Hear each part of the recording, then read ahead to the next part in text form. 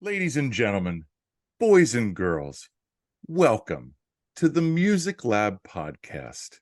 My name is Dogg, and I am so happy and excited to be here with Mr. Bryen O'Boyle, formerly lead singer of Mr. Greengenes, now lead singer of Just the Tip, and does the solo style stuff. Bryen, welcome. Hey, Dog. What's up? It's good to be here. Great to see you. Absolutely, my friend. So we were just talking before we started. I have known you for 24 years, which is just mind-blowing to me. But let's go back to 1993, because that's when you guys became a band. Westchester University. Let's go back 30 years, Bryen, and let's start from there. 30 years. Good Lord. Yeah, it has been a long time, indeed. So yeah, let's dive into that. I want to start at the beginning. You as a child, at what point did you say to yourself, man, I want to be a rock star. I want to be in a band? Well, I was in bands when I was a teenager. I think but I was 14. Harry and I'm sure we'll get into Harry, just like Absolutely. we're just two pieces. We were bonded. Like I've known Harry since first grade. So we were in our first cover band, I think, when we were 14. So that was like 84. And, we would, before that, I think I had this love for pop music / rock music and I was a keyboard player. So I wasn't like a front man. We were keyboard players. So let's join a band. Let's put a band together and get a singer and be keyboard players. And, it was 84. So to be in this cover band where we had 2 keyboard players and 4 keyboards stacked up, and we had our own little corner, like we were, Rick Wakeman or from Yes, or Tony Banks from Genesis, where he had all these keyboards lined up to be able to play back and forth, and he would switch over. Like that was, just those first cover bands. But I will say it wasn't until I was 20 I was able to get in underage at a bar called Brownies in Woodland and Delco. And that story is just weird in itself. But I was there. They let me in. But I saw this cover band called Strange as Angels, and I just watched what was going on. And I remember sitting there going, that's the time I remember sitting there going, holy smokes. I think I could do this, and I want to do this. Just because I think all the other, we had some cool gigs, being in our little cover band before that when I was a teenager. And in college at Westchester, we did a few things. But it wasn't until I actually saw Strange as Angels playing this Stone Temple Pilots, like these alternative music at the time, and seeing the camaraderie between an actual crowd that was into it and the band that was into the crowd, that just gave me this huge rush. Where like, I don't know if I'm going to be good at it, but I want to try to do what these dudes are doing. So that was like, I do remember, if there was ever a moment to be able to do something like Greengenes that I did for so long, and now JTT and Just the Tip, it was that moment seeing Strange as Angels at Brownies. And at 20, you're at Westchester at that point, correct? Yep. Brownies. Yeah, because I didn't graduate till 92. So I was there. So, and this is the Brownies that was on the main line, like 23 East, or was that the different Brownies? This was a different Brownies. This was one of the original Brownies in Delco on McDade Boulevard. I think it was called Brownies Woodland at the time. And then it switched. They closed down and reopened as Ground Zero. If you saw us at Ground Zero, that was Ground Zero area. Then it became Bootleggers, I think it was.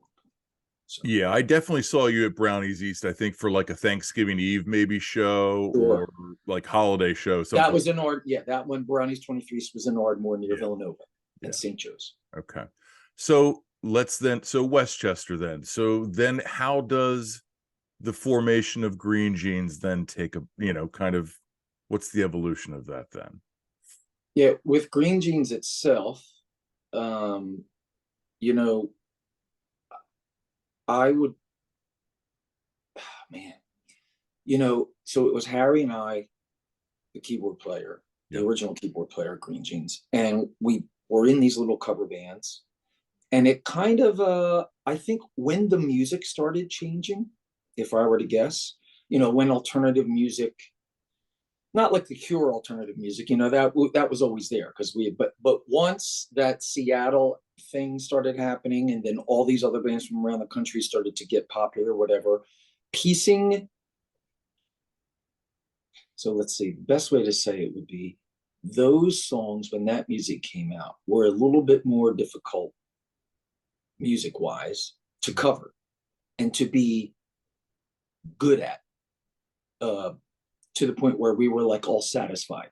Like these were just different, they were written differently.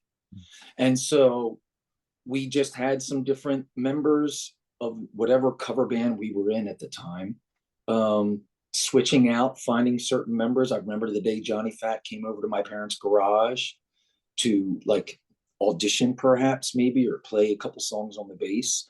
And it was so weird because I guess we forgot to tell our other bass player at the time that we were no longer going to use him. So John was there and he was talking about plush, like we were learning plush.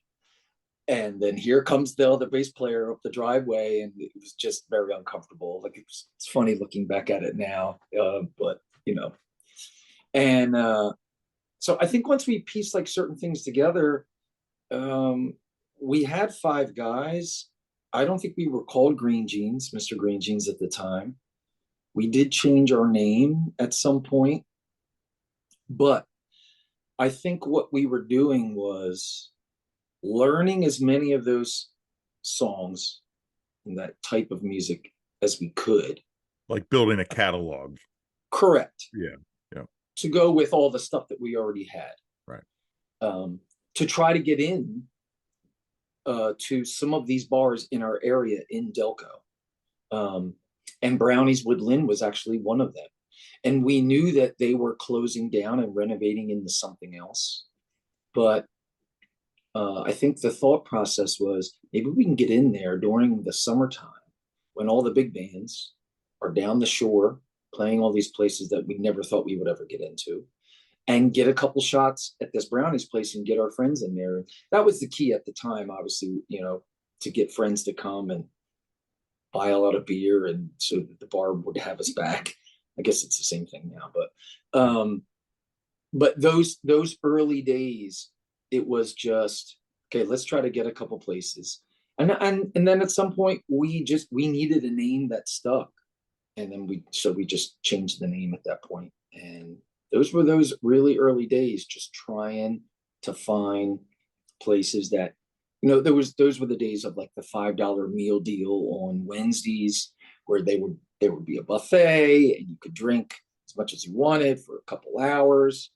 And or we would go to this place in Westchester called Margaritas and negotiate with the owner Jeff. Say, listen, can we do like 50-cent drafts for the first hour and a half? That'll get our people in, and then you can go in. So we just would try to just do whatever we could to get, a couple shows in, and then it was up to us.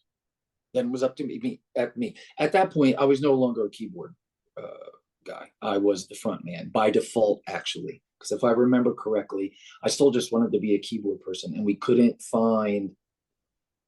Once that music changed and alternative music and modern rock started to hit, we couldn't find anybody. I don't know how hard we actually looked, but I think it was just by default. Hey, Brian, why don't you give it a shot? And so I kind of got pushed to the foreground, and Harry stayed as the keyboard player, and then I became the front man, and the experiment moved from there.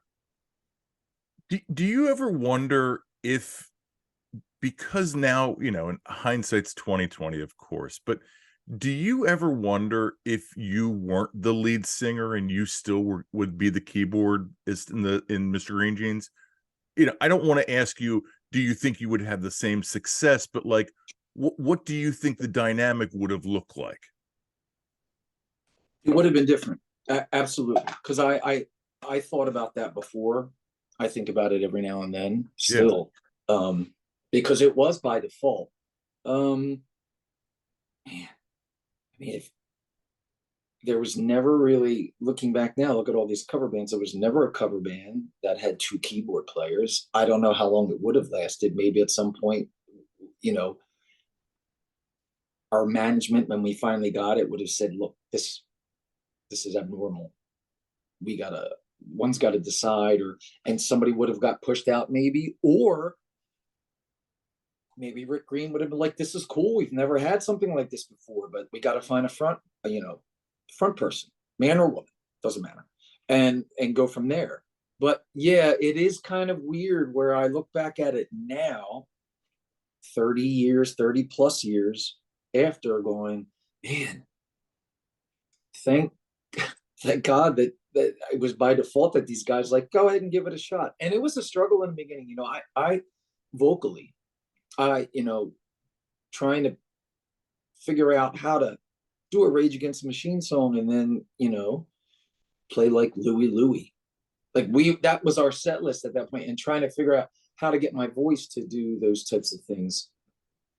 That's a whole another subject too, because, just vocally trying to emulate or just try to come up with your own way of doing cover tunes, it gets in your psyche as a front person, I think, at some point.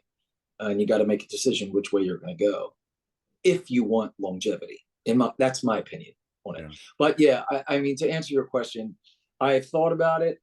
I don't know how it would have turned out.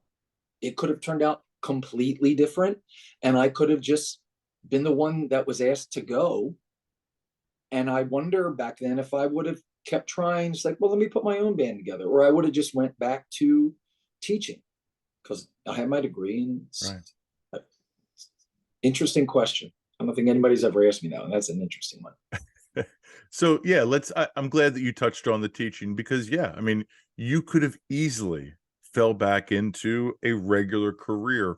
What made you stick with, going with The the band music. instead of falling back into teaching? Yeah. So I graduated Westchester in 92. Yeah. And I went right into the classroom.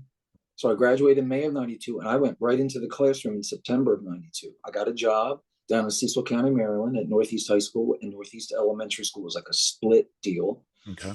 I was at each school 5 days a week, but in the mornings I was at the high school, and in the afternoons I was at the elementary school. And I was there for 3 years. And then I transferred to PA and got a job in Delco at Ridley School District at Amos Land and Edgewood elementary schools, half and half. And I had transferred up to PA because the band, Greengenes at the time, was starting to play a lot more often. Okay. Wednesdays, Thursday nights, like during the week, when those nights were still big in bars. Yep. They're not so popular now. But back then, Wednesdays and Thursdays were it, especially in college towns. Yep. And but I was playing till 2 a.m, and I was living out in Nottingham, PA. And so the drive, and I started falling asleep behind the wheel. I was oversleeping in the mornings, where to the point where my high school kids at Northeast and Cecil County would take homeroom for me if I overslept and tried to cover for me. I mean, they didn't have my number to call me or any of those things, but they were doing everything they could. And it was too much. And then I had an incident like that at the elementary school, my final year of teaching, 95, 96, in Delco at Ridley. And I had an incident like that where I fell asleep because I just hadn't been sleeping. And I woke up and I thought it was 10 o'clock in the morning, and I missed, and I was 3 hours late. And it turned out it was actually 10 o'clock at night. And that, I remember that today. That was when I said, something's got to give. Now, I loved teaching, Right. Loved it. I loved doing the band. I wanted to do both. But at that point, I knew that I couldn't do both, and I had to make a choice. And Rick, our manager at the time, our manager for the entire duration, I remember him sitting down with me at Kavanaugh's in Philly Yeah. one time and just saying, you could do this full time. I could put you in positions to be in winning positions. It would just be up to you to win these people over if I put you in great positions. Like, for example, opening up for Strangest Angels, who were the biggest cover band at the time, opening up for any of the cover bands that were popular, the first top three, Yeah. getting Greengenes to open, play 45 minutes early.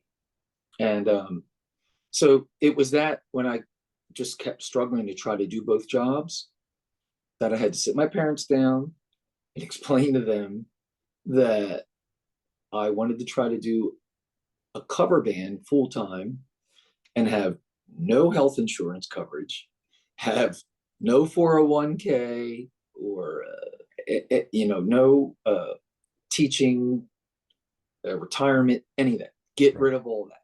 My mom was a teacher. She was like, no, you're not. And then in the same conversation, I have to hand it to my parents because they are, I mean, my dad was an electrician, my mom was a teacher, and they were both musicians to a degree. Mhm. They played instruments in the marching band, and my mom did play piano, and they both sang. But I have to hand it to them.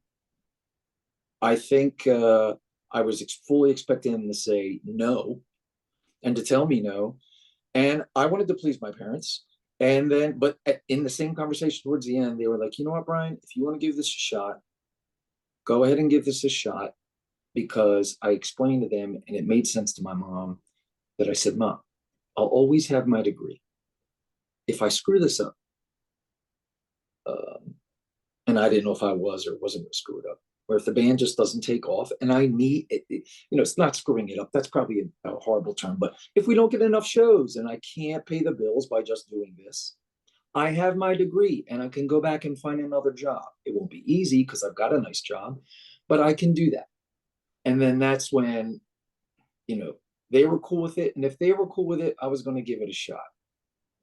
Looking back on it now, if they were completely uncool with it, I don't want to say that I wouldn't have given it a shot. I probably would have stayed teaching a little bit and backing off the schedule and just doing Friday and Saturday nights to see how that works. Yeah. But I had the shot and I took it. Hmm. And here we are.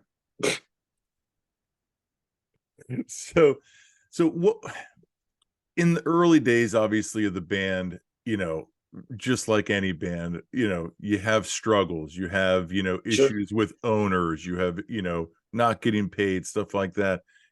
Was there a stretch or like particular situations where you felt like, man, like, you know, is this the right move, or, because of those exterior situations, not because what you guys were doing as a band? Uh, I have to admit that we were extremely lucky in that once Rick Green saw us and at a Brownies Woodland summer show, like I was saying earlier, he just rolled in. Once he saw us and was just so enthusiastic about the band, and his brain was just going a mile a minute in the conversations I had with him, and him trying to, like, when he explained to me what a cover band could actually achieve, I thought he was fucking crazy. I, it made no sense to me. It was not a reality, the things he was saying to me. Everything from compensation to how many different cities and towns we could play, and you name it. How doing it for how as you could do this for the next 20-25 years. Like, none of that just made any sense to me. Yeah. So, but when once he was enthusiastic and we decided to give him a shot to be our representative, I have to say, perhaps maybe we had one of the most luckiest roads in those early days with Rick. Before Rick, there were struggles. Not knowing. But it was also because I was teaching, Harry was teaching, and we needed to make a move. And some of the other guys did have second jobs, but not something as Concrete. intense, Right. right? Yeah. As something like that, where it was a kind of extremely time consuming to do both. Right.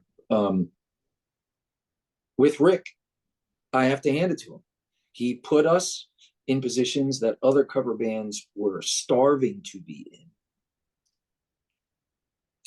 And I think the parts, it's a weird, I think the struggle for us was, okay, guys, Rick just put us to play 35, 40 minutes ahead of Strange as Angels, Steamroller Picnic, Love Seed Mama Jump,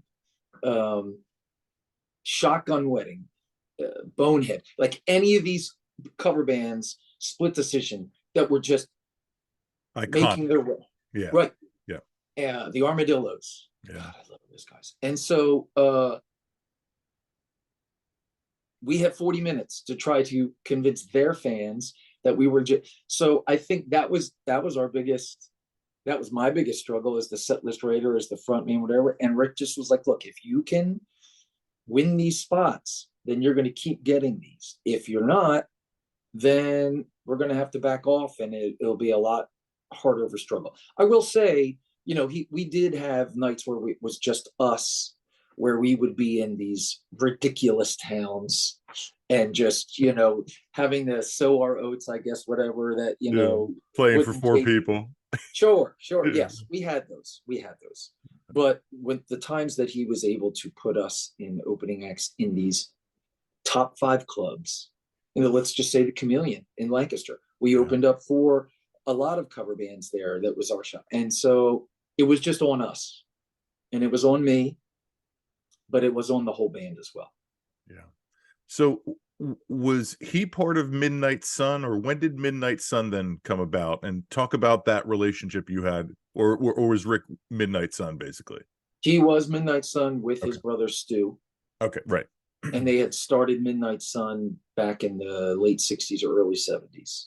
Gotcha. And they were always promoters, is what they normally were. They ran the Tower Theater and promoted and brought it. He's the guy that brought Bowie to America for the first time. He's the guy, Rick brought Ozzy Osbourne, Black Sabbath, to America for the first time ever. Genesis too, right? Yeah, Genesis. Yeah. And I think he had did a lot of shows, him and his brother Stu, with Bruce in those early days. Yeah. But he's responsible for the David Bowie Live at the Tower live album, all of that. And so Midnight Sun was always that. I can't remember, and I don't really know the lore of when they actually started to switch to cover bands, but they were involved in cover bands before Greengenes, obviously, with Strange as Angels. The Flaming Caucasians were represented by them. Yeah. I'm blanking on, but those two stuck out for me in the early days with us, and then they jumped on a bunch of others after that. But Rick was always Midnight Sun. That relationship with him, I have to hand it to you. Like it was, again, this is going to sound repetitive, I think, but we were so lucky to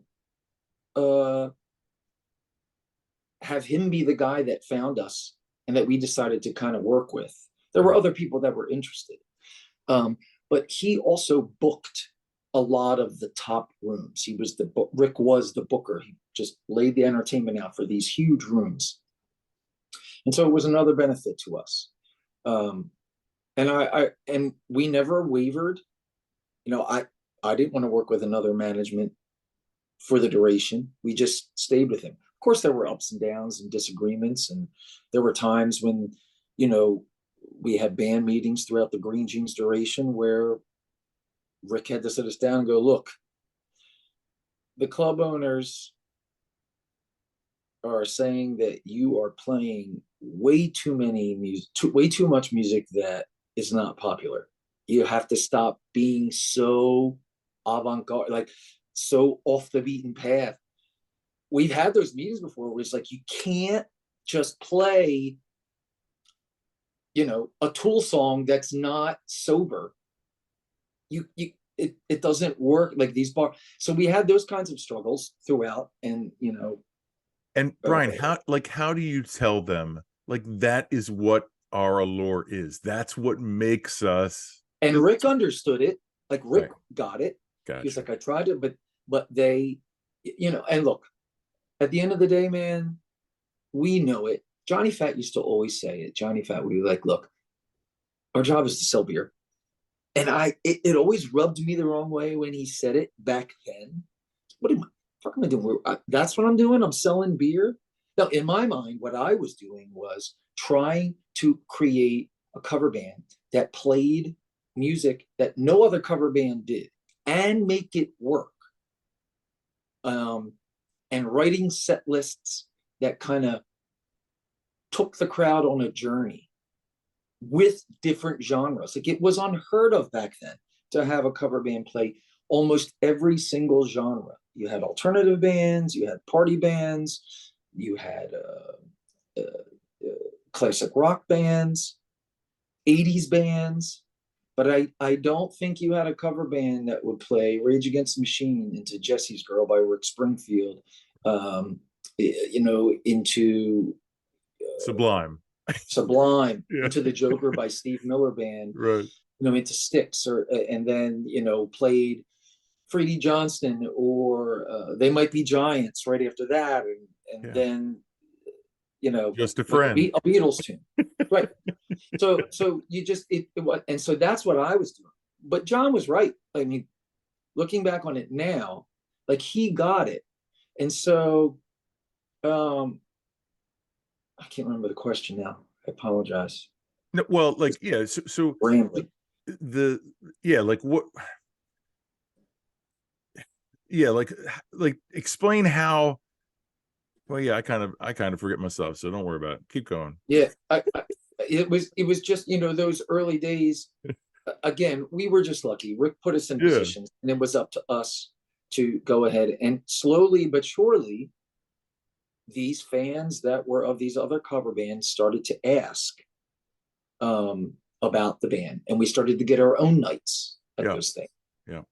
Um, and I think if there were any true struggles of Mr. Greengenes once we kind of got locked and loaded with Rick, Hmm. any of those struggles were more just kind of like within the band, rehearsals, getting the songs right, figuring out, having different opinions on what should be done versus what wouldn't should be done, and us trusting each other to take a shot at certain things.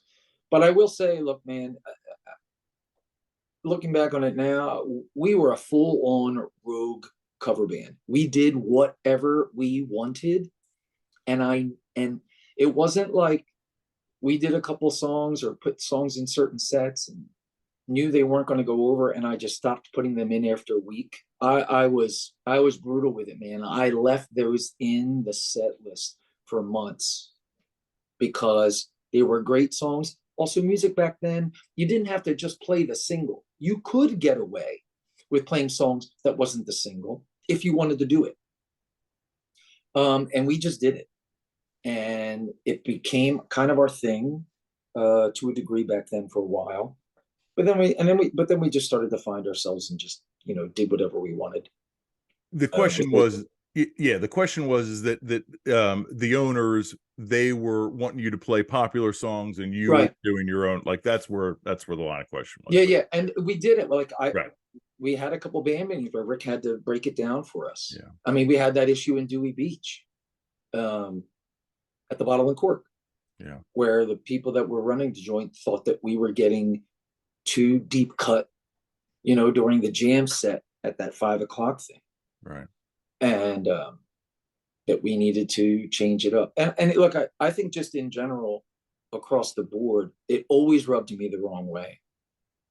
I knew, you know, in the back of my head, I think I knew that we had to sell beer. Like if we didn't sell, and the liquor sales and whatnot wasn't a big Mhm. number, they wouldn't want Greengenes back, because Greengenes wasn't cheap.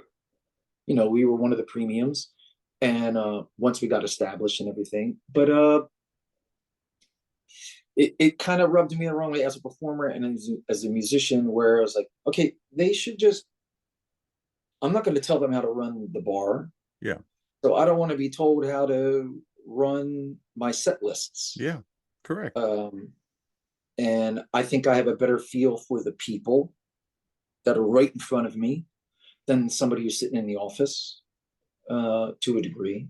But that's an opinion kind of thing, I guess. And I did, I do remember those times where I did change it up for a while, couple months, maybe for a season, whatever, and just gave them what they wanted, and then kind of snuck in, try to get back to who we were every now and then within a set for like 20 minutes. It's not like we would play 20 minutes where we did 20 minutes of cover songs that nobody knew. Like, right. It wasn't You're sprinkling them. Yeah. Right. Exactly. Yeah. So let's talk about at some point you guys decided to do original music. How did that come about, being a cover band?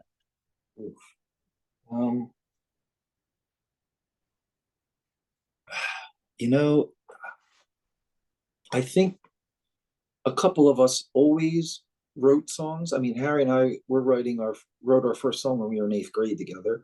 So we always were writing songs. Yeah. I think if you put a gun to my head back then when I was in 8th grade, 9th grade, 10th grade, Harry and I probably thought we were just going to be these huge rock stars and never play a cover song in our life and be on MTV. Like, we just were the hugest, ridiculous dreamers at the time. Yeah. But look, I mean, we were 16, 17. With Greengenes writing songs, so our first CD was in 97, Violation. So if I back it up from there, yep. Perhaps there was a couple other cover bands I think that did some original stuff. Maybe it was Strange as Angels at the time that put out a song, and maybe we just started to think about what if we did one and adding one in there. Okay. I can't recall how the original thing started officially, but I do know that at some point we were like, okay, I mean, by 97, we were pretty established. Right. And so let's do something different. Let's do some originals and put a CD out and see if it happens. It was just a different time than it was now, obviously, as well. You put the CDs out, you go do those things. And so I think there were 6 or 7 songs on this Violation thing. And the writing part in the beginning was mainly just one guy coming in with an idea or a song already, and then us just fleshing it out.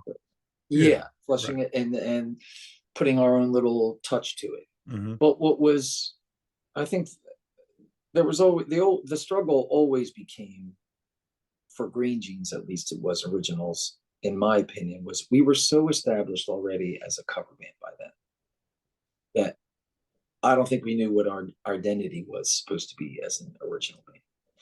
That was the one thing that you couldn't do. We were this cover band that were able to play all these different type of genres and be winners at it. But as an original band, it didn't work that way. You had to figure out, okay, guys, what are we going to be? Are we going to be a band that sounded like, and I'll just name a few tunes that you're familiar with. Are we going to be an original band that sounded like Go Away? Or are we going to be an original band that sounded like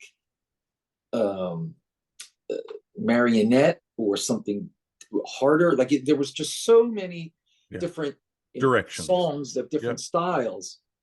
Are we going to be a band that sounds like Shot Glass? We just didn't know, so we just kept doing it. But as we kept going, because we had ended up putting out 3 EPs, I guess, at that point, the writing stuff did change. Like, we would all get in a room, we would just start ideas from scratch, more so than just somebody bringing in a complete thing, or somebody would just bring in a riff or all that, and then we would just go from there. I have to say, it's like the original thing for me, looking back on it now, like there are songs that I do enjoy, and there are songs that probably were better crafted at the time than we all thought they were. Now looking at music differently all these years later. But I don't know if I ever gave it full focus. And I can tell you that I didn't give it full focus. One of the reasons was because I wasn't good at it. I just wasn't very good at writing lyrics at all. um I wrote a lot of instrumental music in those days, Yeah. lots, even like just on my own. But coming up with a complete thought lyric wise was such a struggle for me. It was not my forte whatsoever.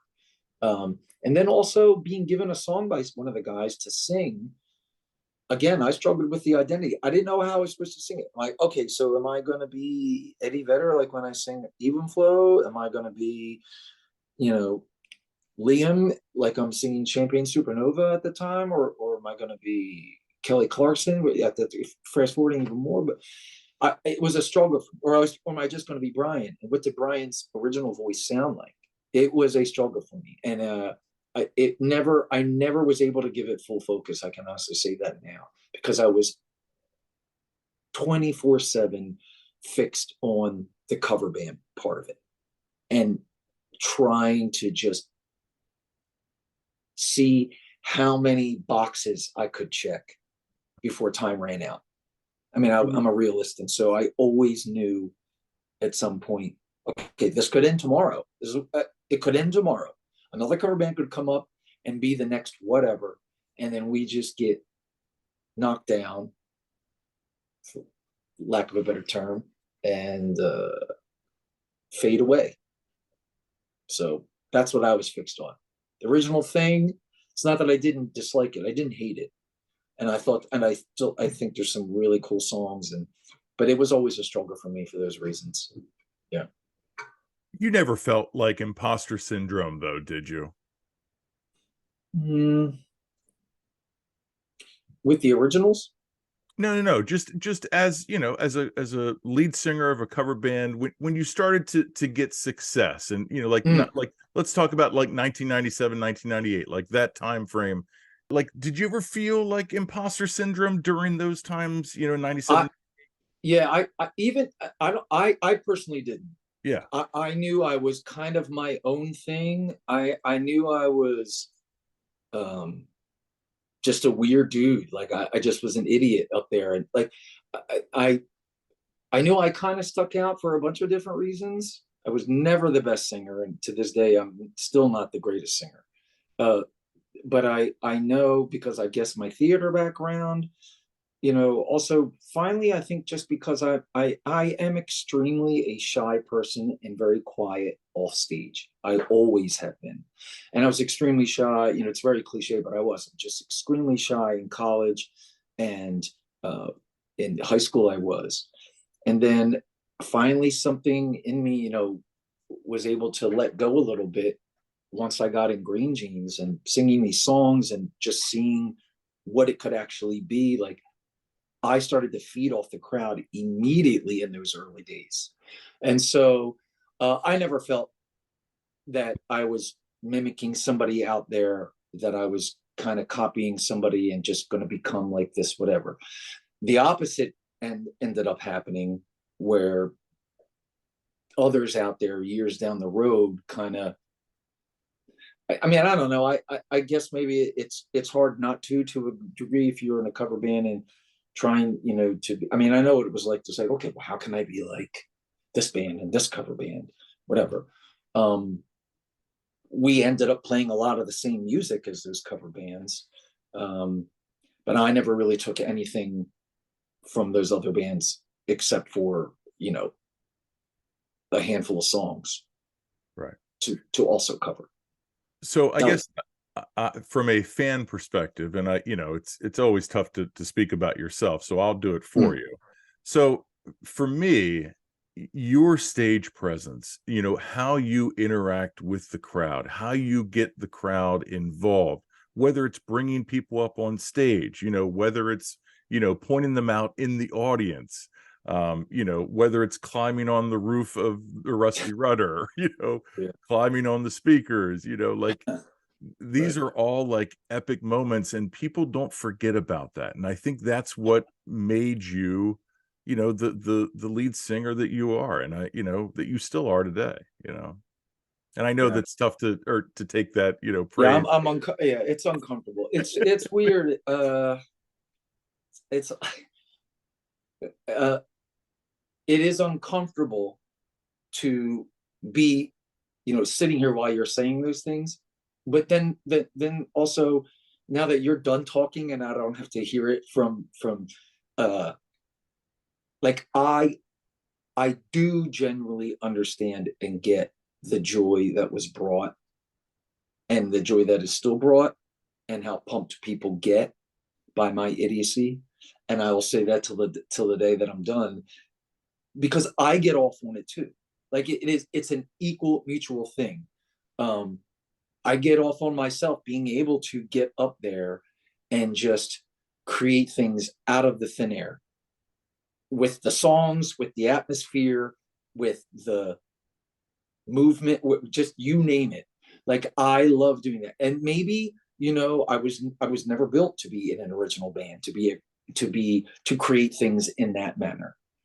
Create things in the manner that you're speaking of, and being from a performance aspect, creating a night for just one person out there, that because those people that come to get out, they're going, people go see live performances because they love it, but there's also a huge percentage of people that are going because they're escaping from something.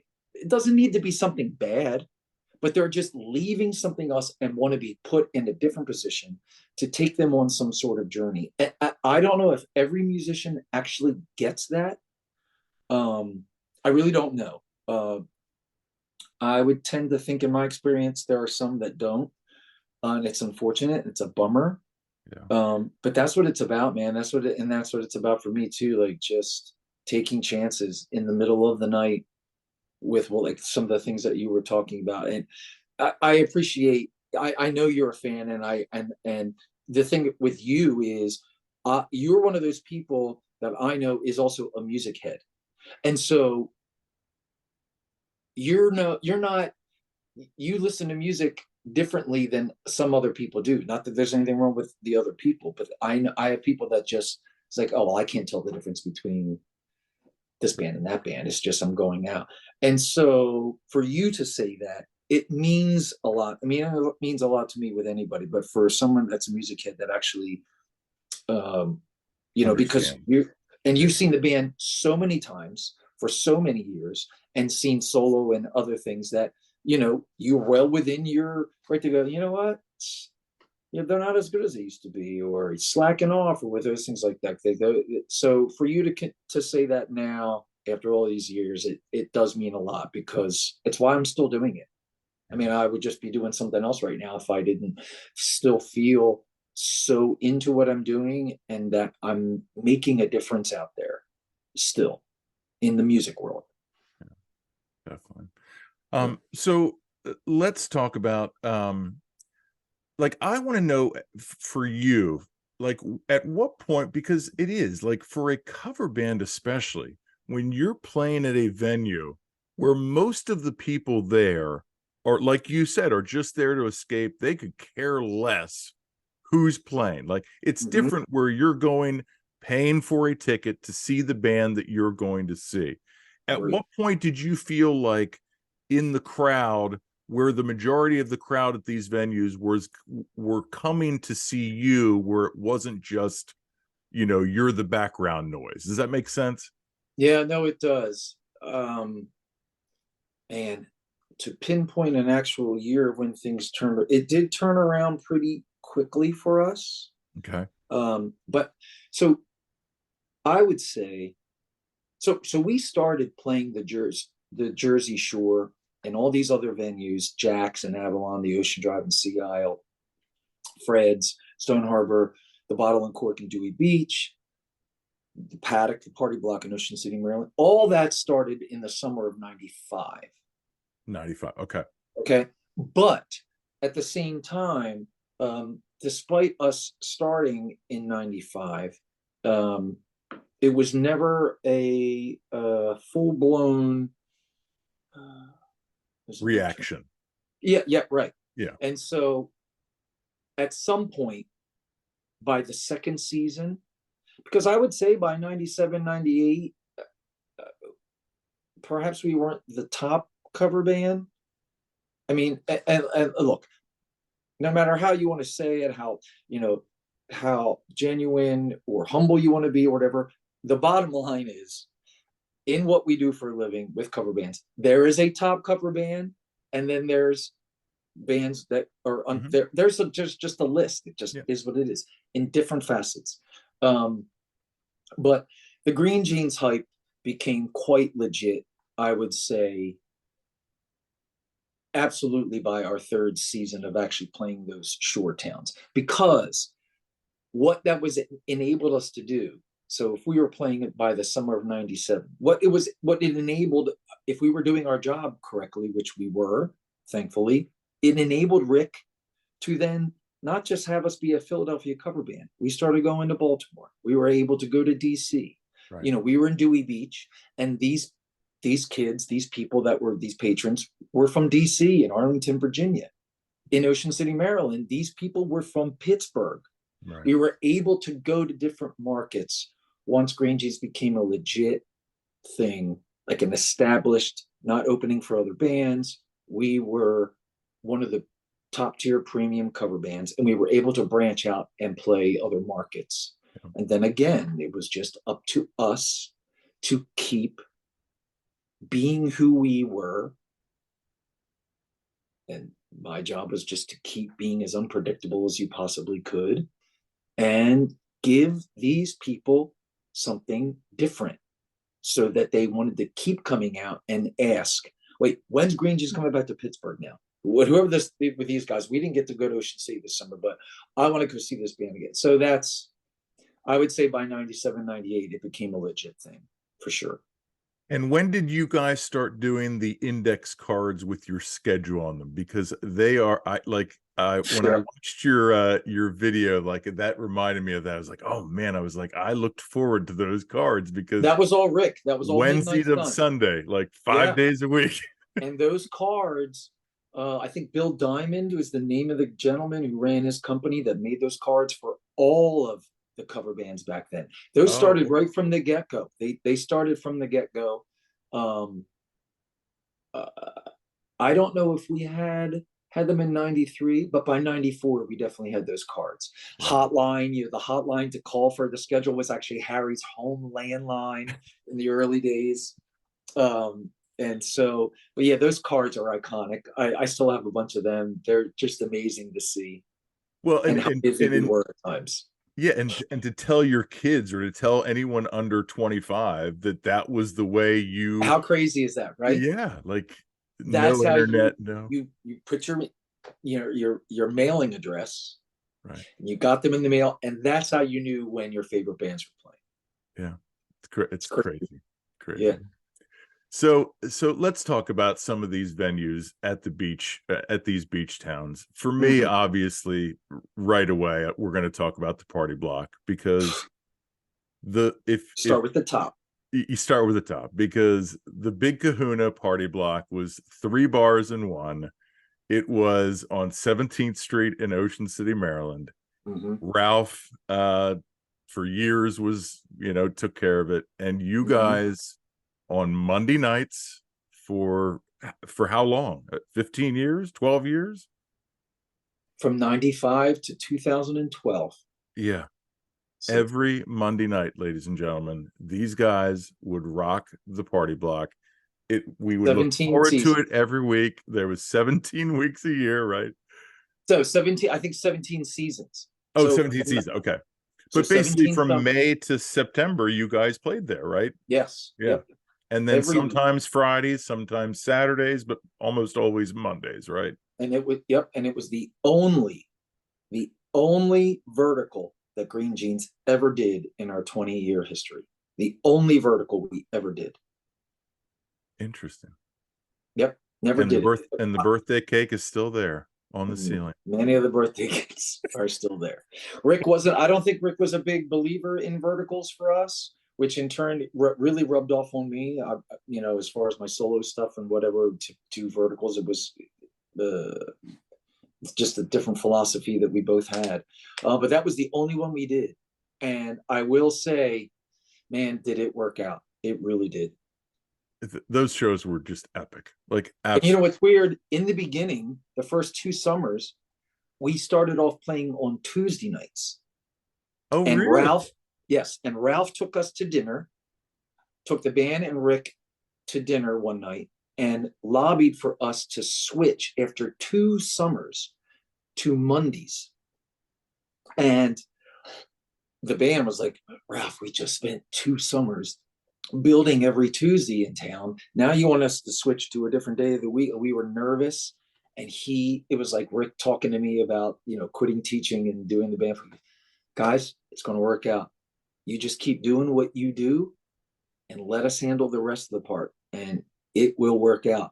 And so we took a shot that third summer starting on Mondays, and for the rest of the duration, it was every Monday night, all summer long, with a Friday, one Friday sprinkled in, Yep. maybe once a month.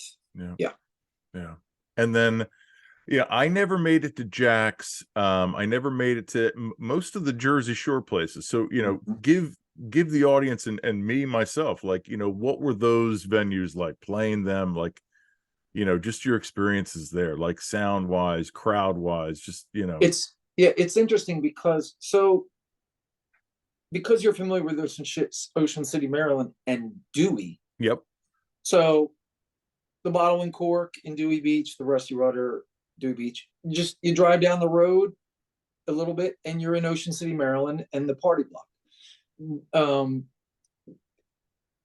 The Jersey Shore, there was like these 4 towns, LBI, and then a little lower, you had Sea Isle, Avalon, Stone Harbor.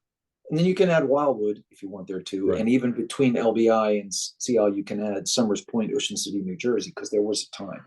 But really, like the big three for the duration, the big three was Sea Isle, Avalon, Stone Harbor.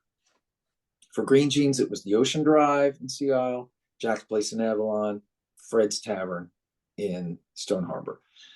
And those were the big three. The difference between one side versus the other side of the Cape May Lewis Ferry was Shout that out. you had more people taking the bridge over from Sea Isle to Jack's, from Sea Isle to Avalon to come see Greengenes, where they would stay in their own towns on the other side. The difference really was with the bars. Those 3 bars were, I guess, technically smaller than the ones on the other side. Okay. The Ocean Drive was a lot lower roof, just as far as the aesthetic goes. It's a different stage. They all had 3, it was different stages. The vibe was different. I have to be honest, I wrote different set lists. I wrote different set lists just for a Greengenes show at the Ocean Drive versus the Greengenes show at Jack's Place even. I wrote different set lists for the party block versus the Bottle and Cork. But over there on the Jersey side, it was a lot. One of the differences was there were so many more Philly people at those. Gotcha. We saw our local people there much more in the summertime than we did in Ocean City, Maryland, and Dewey Beach. And so it was more of a homecoming then, kind of in the summer for Jersey Shore, where yep, in Delaware and Maryland, it was more about meeting new people. absolutely. Yeah. I mean, like, it was Philly, so it was Phillies fans, Eagles fans, like that was the Jersey, because we didn't really go. We did play the North Jersey Shore a bunch. Like once you got to LBI, it wasn't as much Philly people. Mm-hmm. You had a lot of North Jersey and New York people, and we had great success up there as well. Mm-hmm. But the big 3 that stayed for the duration from 95 to 2012 was, Sea Isle, the OD, Jack's Place in Avalon, and then Fred's in Stone Harbor. So of all of the venues that you've played, and this is an impossible question to ask, maybe, but what was your favorite place to play on a regular basis? You as an artist. On a regular basis, Yeah. if I had to choose one, for me as a performer, I would say the party block. I would say the paddock. That stage and the way it was set up. And the pit, and the pit. And you know what else though, man, is that it was a Monday. it was always, and every Monday, it was the end of our work week Right. because we always had Tuesday and Wednesday off. And I remember talking to you guys sometimes before the show, and you'd be like, dude, I am And I so was exhausted. fucking on empty, on E. Yeah. My line, the bar had already gone past the E Right. line on some of those Mondays.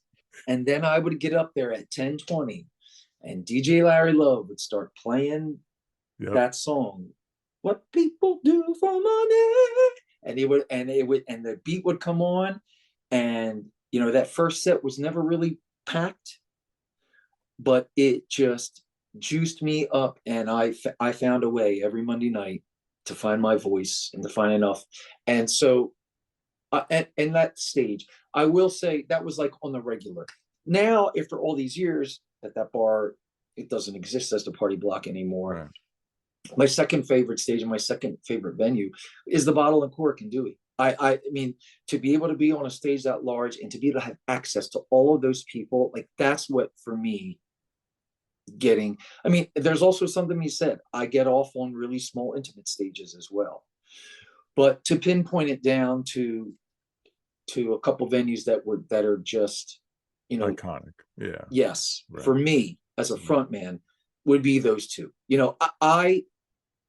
I'm one of those people where my philosophy a lot of times is, and it kind of makes sense to choose those two venues, those two kinds of stages, is these people in the front, they're already in. They're locked and loaded.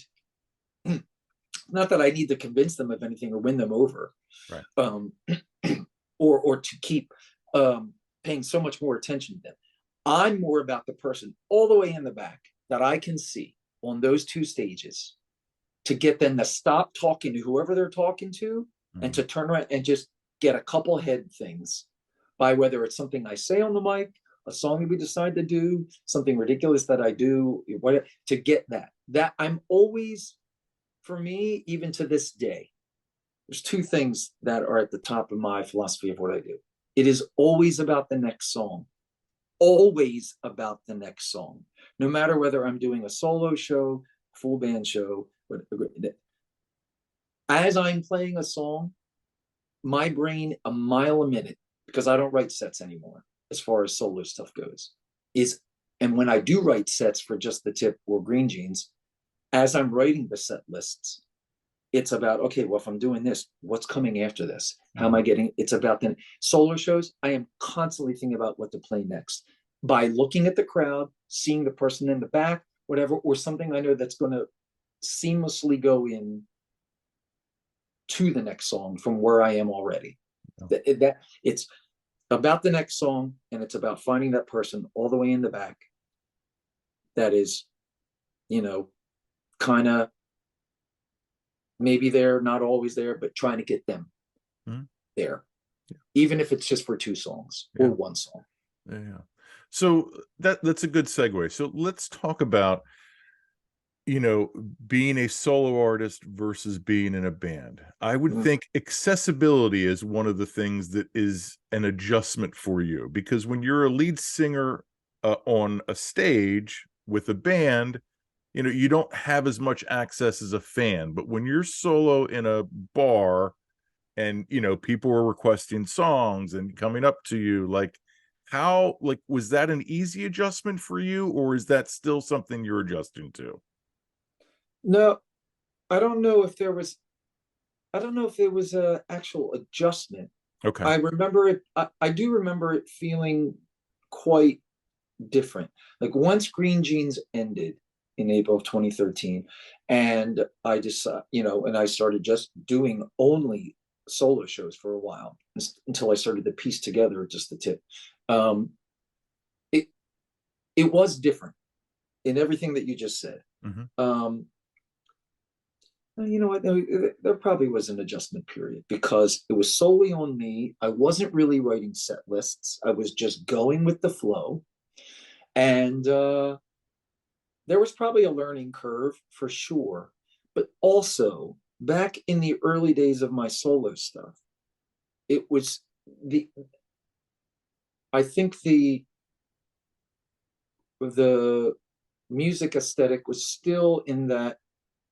For example, one of my first gigs acoustic wise was playing on Tuesdays every now and then at Barnaby's right down the street here, Yeah. with Joe Tutlow as a duo. And then it turned into a duo with me and Harry. And we would do really obscure tunes. Like I would do a Band of Horses song, and it would work because there were people, and it wasn't like my acoustic shows of now. My acoustic shows now are gotta go, let's go, let's roll it. And it's probably a monster that I created on my own nowadays, where that my acoustic show is kind of unlike your typical acoustic show, solo show, but I still love it. There probably was a learning curve to some point of the difference between the two. I think the biggest thing was I rarely wrote set lists, and what I started doing was actually putting out a request list for people to actually choose what they wanted. And then it's not that if there was something there, I wouldn't do those songs right away. If I was like, oh yeah, I know that song, but I'm gonna wait. That's when went back into my own creative cycle. I'm gonna wait till I find the most opportune time for that song to fit it in. So I think that might have probably been the biggest thing. But you are right. There was also this difference of being so close to everybody, and how that would change, maybe how I thought perhaps maybe that would change my ability to be a performer. Mm-hmm. Also, though, I was never able to take the guitar off. So I couldn't actually be a front man from a lead singer of a band. Yeah, that's because true. I had the guitar on the entire time. Yeah. And so that it didn't hit me till just now. And as I'm talking now, I was like, okay, so yeah, I had to learn how to reinvent myself with an instrument on at all times to still be the performer that I wanted to be. Right. Animated, the whole thing, different, whatever. So yeah. So yeah, I mean, was there I mean, you kind of alluded to it, so maybe that was the answer, but why not do a set list for your acoustic shows compared to, when you did that with the band? Yeah. It's a great question, man. I don't know. I don't know. I think I just thought that, or just assumed, okay, solo shows are going to be much more loose. So, Okay. I maybe because in the beginning there was because what I was coming from this Greengenes monster vessel that had so much we had to deliver every single night. There were so many working parts that it needed to work all the time. Couldn't afford to have a slow night or an off night or whatever. I mean, they happen, but right. In my mind, we really couldn't afford it. To this solo thing where it was so loose, and there was really no structure in my mind in the beginning of it. There's structure now, but in those beginning things, but there really wasn't. Just like, I'll just go with the flow. But I'm glad that it was like that for me in the beginning, because it helped me to kind of be even more avant-garde, where even if there's no set list, I didn't have four other guys behind me, and an agent, demanding certain things, and the bar demanding certain things. I was just playing little rooms acoustic to give it a shot, to go with the flow. But then it did turn into this acoustic monster vessel as well, which is just awesome. Like I love it. Yeah. So how have, now that you're playing acoustic now, and you're playing obviously different venues than you were as a band, how is it building relationships with owners of these venues today compared to how it was back in the day when you guys were in a band? Well, in a band, we had management. So I was okay. Fair enough. I wasn't involved in any of it. It was all Rick. And but we were there, through all those years, those 20 plus years of Greengenes, we got to have relationships with these owners because we were there. Right. Rick wasn't at every one of the shows. So, but as far as the business end of it, I stayed out of it. And so after the fact, I decided I was going to try to do the solo thing or whatever, and if there was going to be any band stuff, full band stuff afterwards, I was just going to do it on my own, give it a shot. I screwed up a few times in those beginning years, even with like the first Greengenes reunion show, How so? on the business end of it. Like How so? in that what I thought was what I assumed was a good deal for the band and representing our brand and what I knew we were worth. We just it didn't. I wasn't too secure on it, and looking back on it, coming out the other end, I'm much better at it now, knowing absolutely what the band is worth, what I'm worth, what just the tip is worth, and able to have dialogues with promoters or over to show it and to in the end prove it. That's just me was just me trying to be a Rick Green on my own in the beginning, Gotcha. and there was just bumps in the road regarding that. But now, to answer the question, though, post it when I didn't have booking agents and management, so I was doing it on my own. I've been extremely lucky, and I don't want this to come out the wrong way, but I have been so lucky in that it, even from the get go, it has been rare all these years post Greengenes that I would have to reach out to somebody to try to book a schedule. I always had people come to me, and again, I'm so it's so humble to do that. But so if people came to me and want me as a solo act or as a band and whatever, you're in a different position than an agent or any musician Right. trying to call up and hit up venues to get a slot. Say, hey, give me a shot at your bar or whatever, things like that. So, but there is something to be said, like you were alluding to in the question itself about just having relationships with these owners. I mean, that's I'm a big fan of working with pros, honest, um, uh, professionals that do that part and don't try to swindle you, for lack of a better word, because there are people out there still, and I won't work with them. Musician wise, venue wise, promoter wise, it doesn't matter the dollar amount. It doesn't matter an opportunity. I'm lucky enough to be in a position now where I will not work with those people. I just won't. Yeah. I'll pass on it. I don't need it.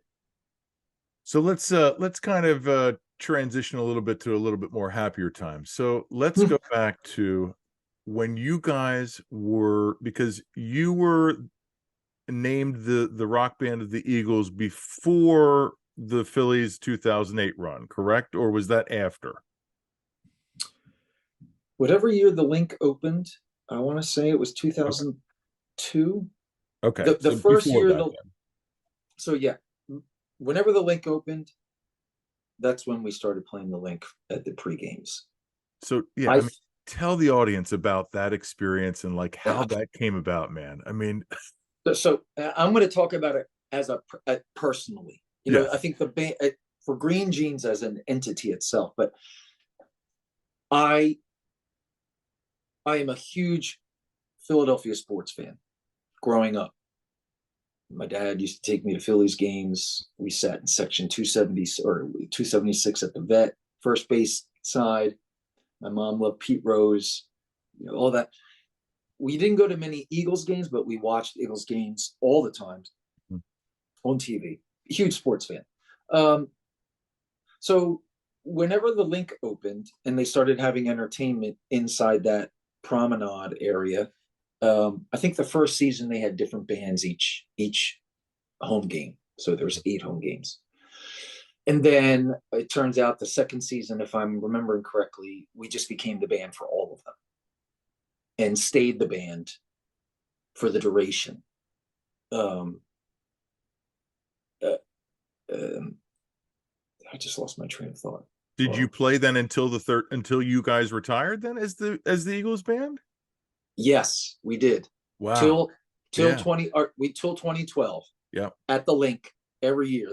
We have our Wow. own banner and like the whole thing. And so for me, being able to be now, I don't even know if they have entertainment in there anymore. They just have entertainment over at Xfinity Live on that stage for Right. pregame. But to be in the link, to be like an Eagles employer, I mean, they were so amazing that once we started our second season playing the second season link and doing every home game, they got us legit jerseys, asked us what number we wanted on the back. We got to choose our own number, and then they put Greengenes on the back of the jersey instead of a name.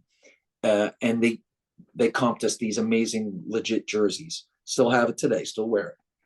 And they were just so great. So be able to do that as being such a big sports fan, but it being the band for the Phillies during those run trumps.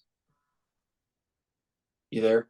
Yep, I'm here. Okay, sorry, I Yeah, had a yeah. call. Just came Very through. good. It just the Phillies are my team. Baseball is my thing. Yeah. So are the Eagles. Like I'm a diehard Eagles fan too. But to be able to play those shows of your home team during the World Series, just take that one because we were in the playoffs for 5 years.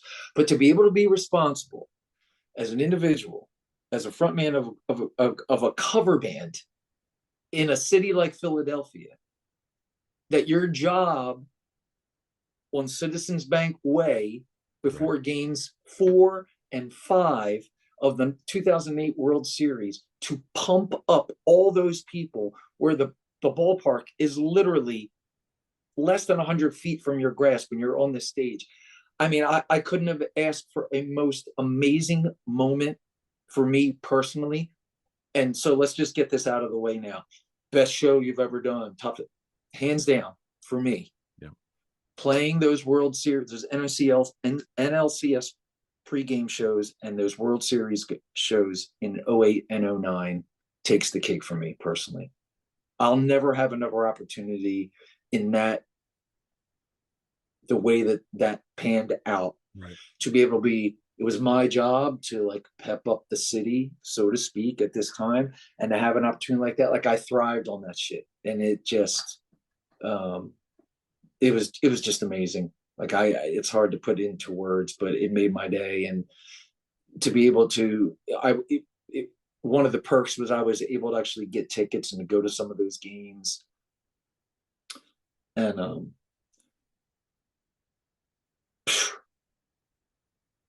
Take a moment. You're good, man. to be able to stand next to my dad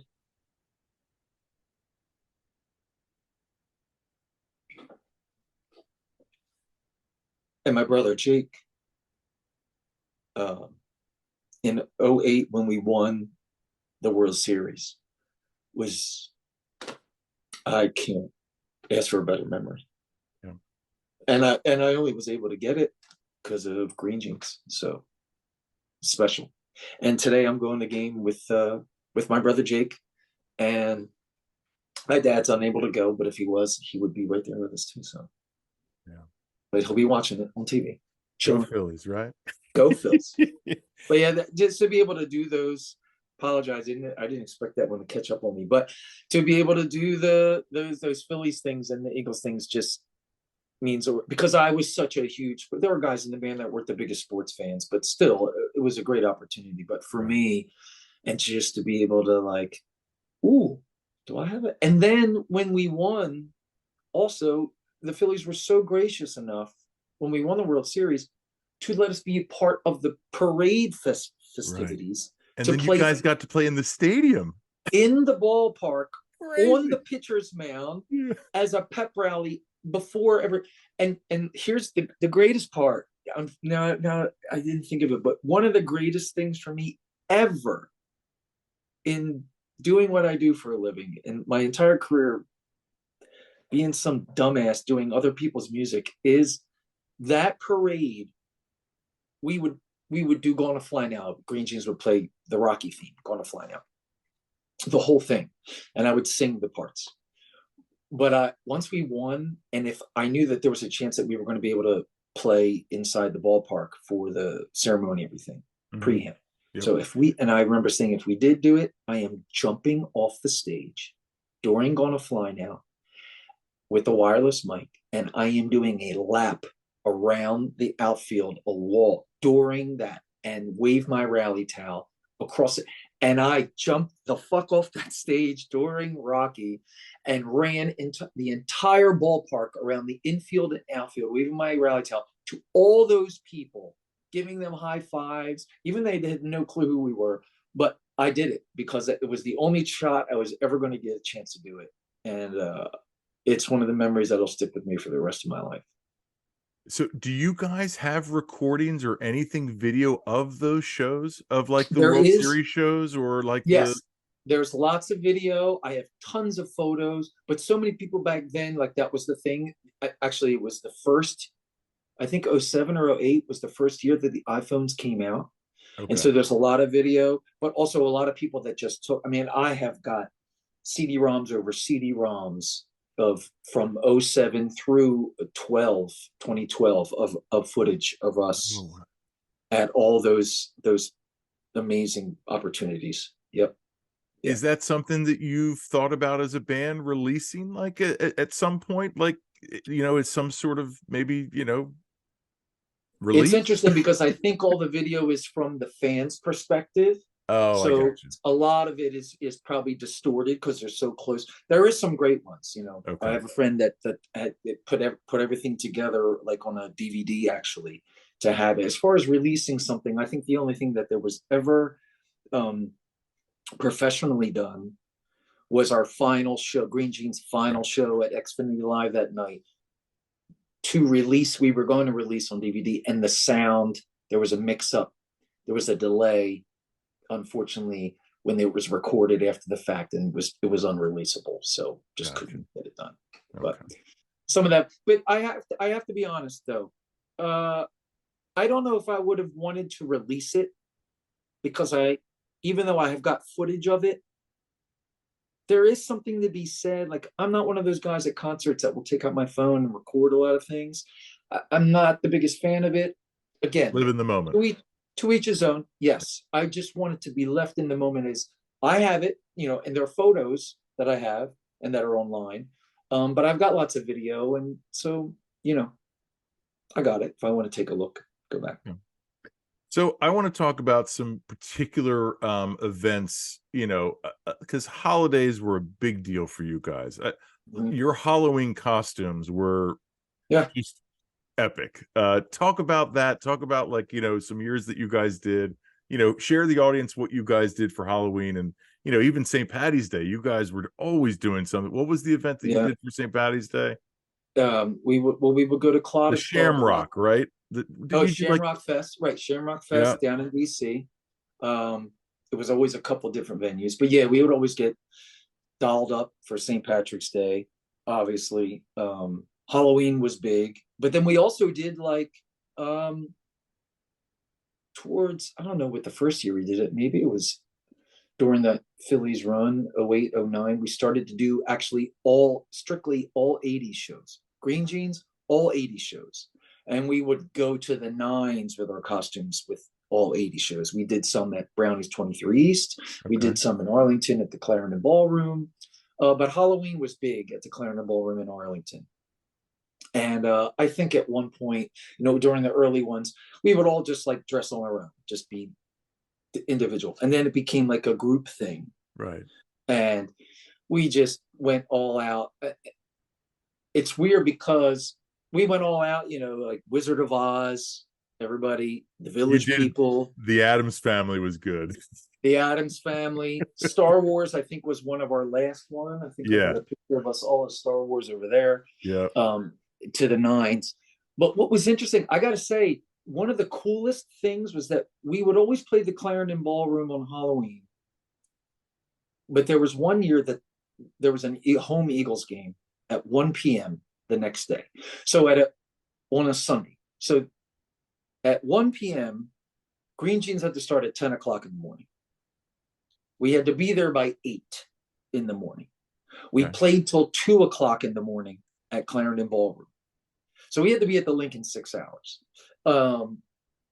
And some of us drove straight to the link and just slept in our cars.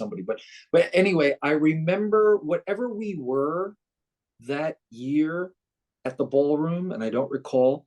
What I remember is Halloween was the 30th, I guess. Mm-hmm. And the Eagles game was on Halloween the 31st. So we had to come up with some sort of costume. We couldn't perform the Eagles thing in whatever we were dressed up as the night before with Okay. costumes, because with jerseys or whatever.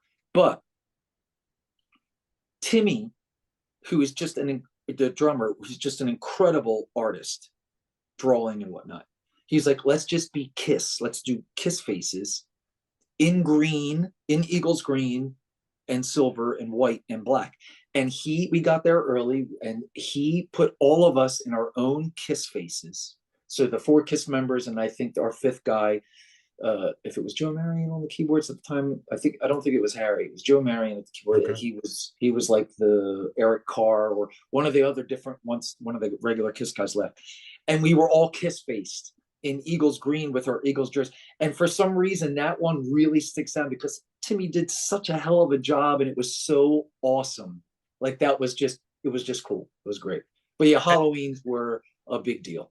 Yeah, and New Year's too. I mean, New Year's, you guys did the Gaylord. You guys have played the DC shows, right? The Big Yes. Night Yep. Out, right?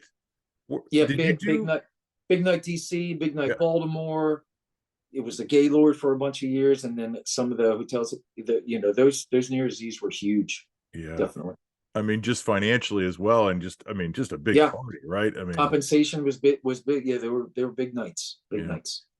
So let's talk about when Harry left the band. Mm-hmm. Obviously, as your best friend since first grade, what was that like? What was that? Do you remember that conversation when he came to you and said, hey, like, I can't do this anymore? Or like, how did that come about? I'm listening. I just want to fire off this. My brother's texting me about the Yeah, you're Phillies. fine. So I'm just calling. I'm still doing this. So with Harry, again, so just so everybody can really grasp it, Harry and I started playing together in 1982. Okay, meaning what does that mean? That means we both got keyboards one year for Christmas, and we just started doing every assembly at the junior high, every talent show, playing together. Whether it was learning "Beat It" by Michael Jackson, you name it, we would just Axel F from Beverly Hills Cop. We would just that's what like Bryen and Harry playing keyboards at the assembly. If there was something where we had like a special guest speaker come to the school, they would have Bryen and Harry play keyboards in the beginning, to just whatever. So that had been since 82. And Harry and I started Greengenes together. We formed it together. And Harry actually did leave once before 05. I can't remember the year. Okay. But, and I think it was once he got married. Can't really recall, but it only lasted maybe less than a year, and he came back. That was early on, but by the time 04 or 05 came, I think that's when Harry's last year with us was. His kids, his twins, were old enough to actually start to go to school in the daytime. And he knew his life was going to switch because all before that, they were home a lot. He was able to be home with them. And it was just time for him. Yeah. I do know that he and I had a lot of conversations about it. And it tripped me up a little bit in the beginning because I've been playing with him since 82. And our camaraderie is unparalleled, in my opinion, with each other. We just know each other like the back of our hands, and we perform together. I think it shows. But I knew he needed to do it. I didn't have all the stuff that he had. I didn't have a wife. I didn't have kids. He was fine with going back to teaching. I wasn't ready to do that yet. Um, and I'm glad you so, said that though, because I think that's important because yeah, for someone like you who's never been married, who's never had kids, who, right. that to how do you like relate to that? It, Because right. I couldn't, yeah, you know, he was my best friend, and he was saying things that if I stripped it down, I couldn't grasp, right. but I could see the look in his eyes, I could hear it in his voice, and I could tell that it was ready. And I think because he already left once for, and then he had a change of heart, thankfully, and came back, because that first time was brutal on me and Rob, actually everybody, but it was extremely emotional night the first time. The second time it was emotional as well. But we lucked out by, hooking up with Joe Marion and him. Just, I remember having early discussions with him and what philosophy is or was and moving. But it was something Harry needed to do, and I am all the more lucky that at some point, as fate would have it, it brought us back together with just the tip. And because he wasn't the original keyboard player in this new entity that I was doing post Greengenes, but he eventually became it. And but we never stopped playing duos and everything. And so there was never really a stop with Harry and I. I mean, those times that I get to do things with Harry, even to this day, even as duos, it's something special for me. I know that musicians, and I do catch myself sometimes just being on automatic pilot. It's just natural for us at times, to be able to just sit back and think that Harry and I have been playing together for over 40 years now. Like, that blows my brain wide open. But at the same time, uh, you know, when we still do it, we just did it recently, do it, like, it's just everything to me. It just takes me back to, I think that's what it is. It takes me back to being 16 again. Every time I just do a duo jam with him. Even when we, with just the tip shows, to have me to look over my left shoulder and have him there, and then have him come out and front, and then I'm back at the keyboards while he's front. Like, it's just something that has just been so normal for so long. When you take it away, it's a crusher, but I can't be selfish about it. He needed to do what he needed to do, and I completely respect it. You know, he's my boy. Well, and I'm glad you said that because, again, for someone who's never seen Mr. Greengenes, the Mm. one thing too that kind of set you guys apart is that all of you would take turns singing. You weren't just the only lead singer. Johnny Fat would play songs. Joe T would play. Timmy Yes. would do his thing. Like Joe Marion. Yeah, all When he, five of us, all yeah. five of us. And Well, uh and talk about that. Like, was that how like important was that to you guys that you all were involved, or did that kind of just come organically? no, I think it I will admit that I saw other cover bands and realized that there wasn't another cover band where every member did something, even if it was just one song. Um, I could be wrong, but I don't recall seeing that. But for me, I think at one point, uh, with Harry covering a handful, it was to give me a vocal break in those early days, obviously. Yeah. Um, but then realizing that every guy in the band could do something, it was just another box checked that was different for the Mhm. people. Yeah. Boy, holy shit. So the lead singer's now just going to go off, and Johnny Fat's going to come up, and they're going to do a 9-minute version of number 41 by Dave Matthews. Like, it, okay. And it worked. And then, Joe Tutler would sing a couple songs and Harry would. And then for Timmy to come stay at the kit, or for me to get behind the kit Yeah. and him to come out front. It was just another, like, kind of little, let's do something else that's just kind of different. And I will say, I think maybe I pushed some of those guys to do more fronting than they really wanted to, or that they were comfortable with. Yeah. Um, but I never wanted to put anybody in the band in the position where I that they felt like they were making the show suffer, or it was a lull. Was always trying to pick the best songs and that were winners for people that if it wasn't me or if it wasn't Harry, and just like no-brainer tunes. And look, I'm not going to lie, it was also to give me a vocal break still, even towards the end. Yeah. Because I had many vocal surgeries throughout those years. And so I struggle with my voice from time to time. But it was a cool aspect to have all 5 guys to front at any given time if I wrote it in set list that way. Yeah. So I'm going to share with you my favorite covers that you guys have done over the years. This is great. Then, I love this. And then I want you to then share with me, you know, in your mind, and if some of them are repeats, that's fine, you know, like we can agree. So I'll start. Okay, this is fun. The first one for me, and again, as you know, I'm not an Eagles fan, I'm a Sixers fan, I'm a Phillies fan, but I'm a Rams fan, right? Correct.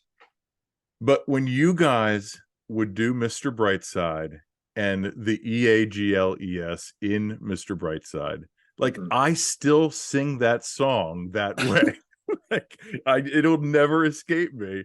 And like I said, I'm not an Eagles fan. Like even in your head, do the Eagles chant as you're hearing the Killers Pray Brightside.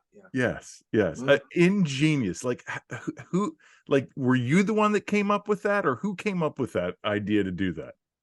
You know, I have to a lot of things that I out of just idiocy or it came up with. I mean, like the F words and Rich Girl but yeah, Eagles chant, doing it. You know, once we became the Eagles, the band, I think I just tried to find as many songs where I could do the chant in a tempo that would work for it to happen. Yeah. So. Yeah. All right. So next one, Filter. Hey man, nice shot. You guys absolutely just pummeled that song. Like damn, like I love that song. I think real quick, just on Filter. Yeah. I think that's got to be up there for me too, even though we don't do it that often anymore, but we did just recently do it. We brought it back for this recent reunion show at the Bottle and Cork this past August. Is we never ever covered the original version. You're right. That's correct. Ever. There was a remix that this DJ at the Tide in LBI played. I think he was DJ Mo Green. We were up there, like played every other Sunday or something. And there was this, and I was like, wait, what is that beat? And then we just heard this and the bass line, and I was like, holy shit, is that Filter? What remix is this? So he told us, I don't know how he found it. He might have got a copy for us, but we never did that whole remix. What we did to finally do the song was took that, did a little bit of the intro stuff, and then a little bit of our own stuff, and came up with that version. Like, I have to be honest, like if we did the regular version, I don't know if that would be in one of my top covers. Gotcha. I love the version that we do because it's just there's something special about that version. Yeah, there's just an intensity to it. Yes. Yeah. Yep. Timmy doing Just a Friend. I mean, good Lord. You know, like enough said, right? Up on the when your drummer can do a 90s rapper. Yep. Yeah. And for him to just like hover above his drum kit, which was one of his things, like that was one of Timmy wasn't the original drummer of Greengenes, but one of his things that sparked us was that he would get up off of his chair and stand up on his kick drum and just hang over his cymbals and swing back and forth during, you know, whatever song he was doing in his other band. And then he would do it for us during Pink Floyd and whatever. And then I was like, hey man, let's get you a tune that you can get up and do that, but actually front instead of sitting and playing and fronting. So if I wasn't playing the drums when Timmy was fronting, he was up there doing something before he actually had to play the drums. But yeah, Just a Friend would be the perfect example of that. Rooftops, but only at the Rusty Rudder. you know, Okay. because we got to see it, Yeah. you know, do the deck, right? Or Fair even enough. Bottom Cork too, right? Fair enough. Um, Break Even by The Script. Wow. Like, I love that song. Like, that is such an underrated song. And for your register, and I think you're like your voice, like that song just fits you perfectly. Is that fair to say? It is fair, and I think it's might even fair to say like there's a list of like 10 tunes maybe, like for a duration of how long Green Jeans has been together.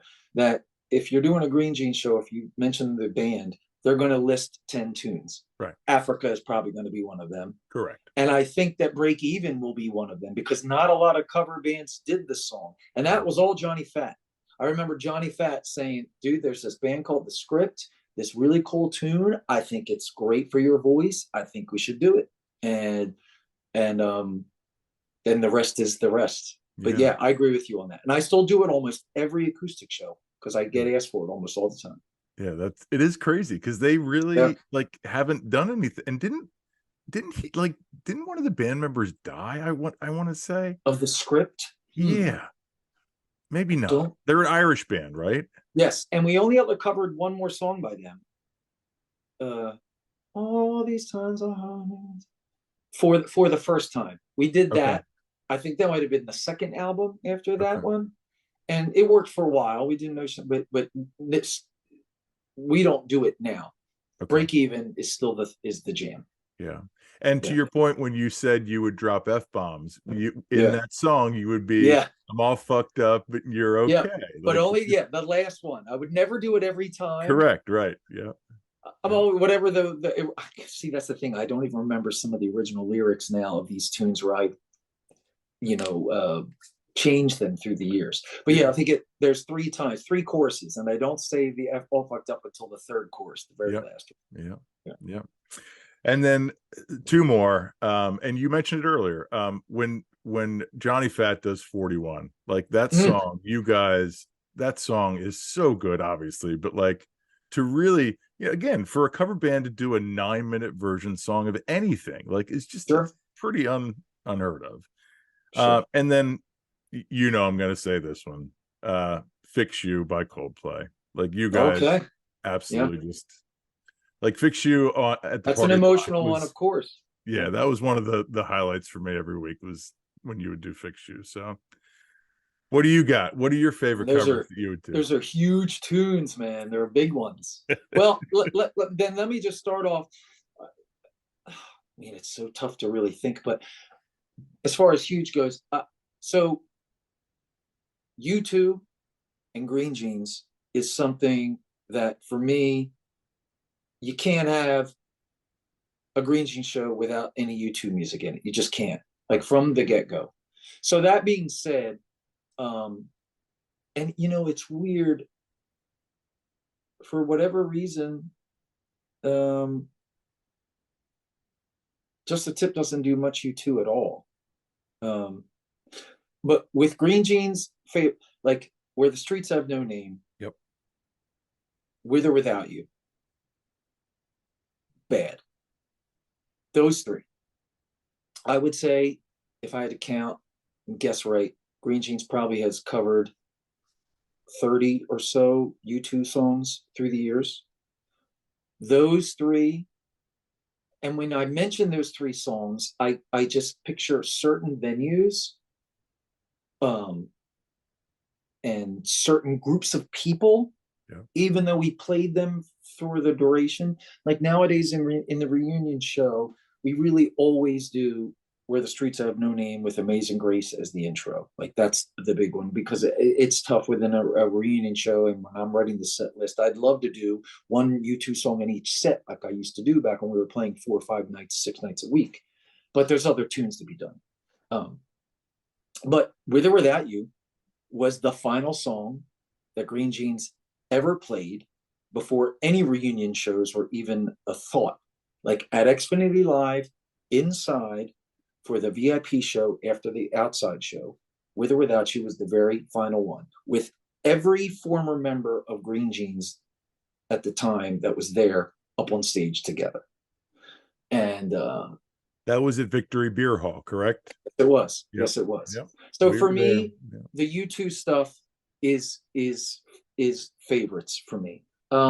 It's such a long span, but like, you know, if I'm gonna go old school and try to maybe take it, Love Spit Love, Am I Wrong is a tune that Greengenes just opened up with for years and years and years, and um, then stopped doing it. Um, that was a big one for me, I think, just because of the nostalgia of it. It Mhm. was never really a big song on the radio at all, but it was just something that the band clicked with, and it kind of came one of those first early tunes that was kind of our thing. It's like, oh, Green Jeans plays this obscure song with, and they didn't know it was called "Am I Wrong?" People just kept asking for it. Can you Lay the Blame on Love? Lay the Blame on Love, and the song was called "Am I Wrong?" because that's what the chorus was. Right. Uh, so that them, I, I would have to say I loved playing Jamiroquai, Virtual Insanity. Yeah. We Good didn't do call. it that long. I mean, I guess we did if you look back on it. Probably longer than I thought that was in the mix for us. But I loved that. And Harry just nailed that piano part. So that would stick out. Any Oasis tune for me, man. Like, I'm just an Oasis fan, Yep. as you are, and you get that. And so any Oasis song for me to this day, there are, I will never get tired of singing or performing or hearing Wonderwall ever. Like, I will do Wonderwall twice a night, still to this day. It will never bother me. I love the song. I love singing it, and I love hearing it. So yeah, I think it's really a hard question that you're asking me about choosing, but U2, it just has to be in there. Yeah. And yeah, Okay. yeah, So let's get to let's fast forward then to 2013. okay. We well, I guess it was what fourth quarter of 2012 is when you posted on Facebook about, hey, we're deciding to hang it up. I think it was August. Yeah, August. Yeah. August of 2022. That then the spring would be the final shows. How did we get to that point at that time? And who was the real spearhead in making that final decision? Who was the spirit in the final decision? I To mean, say like we're not, like we're not doing this anymore. it was me. It was without going into a lot of detail. I remember us having a rehearsal at Johnny Fat's house. I don't really remember what disagreement. It wasn't an argument. It was just like a disagreement. Possibly it's about something musically, whatever. I left the house. I was driving down the road. I turned around, went back, went in the basement, and kind of just vented. And in that vent, said, I think I'm just done here. I didn't know what that meant at the time, but it was me. Looking back on it now, I know how I felt at the time. Here's how I felt at the time. I was burned out. And when I say burned out, I mean the crowd, the people, which never, ever rubbed me the wrong way, I never got frustrated at, no matter what anything.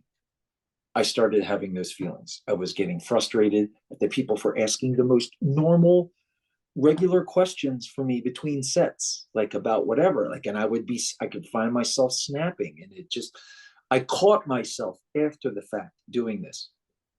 I always said from the beginning that if I ever felt like I wasn't having fun, and I think that's obviously cliche because athletes say that and everything too, but I really did have that philosophy. I wasn't going to do it just to do it. Um, I don't know why. Maybe I thought that I would be able to do something afterwards. I don't know. I don't know if I had that um, uh, um, Plan. Yeah, right. if I had that, the courage in myself to think that I was be able to do something after Greengenes to a certain level. But um, I was the one that first vocalized that I think it's time for us to think about ending. It would be right at a 20-year mark, which is a good number. I don't want to be a band that just keeps playing just to playing. There were other cover bands out there that were playing, still playing just to play, and you could see things dwindling in all of the aspects of it. I didn't want to be in a cover band like that. And you were how old at that time in 2012?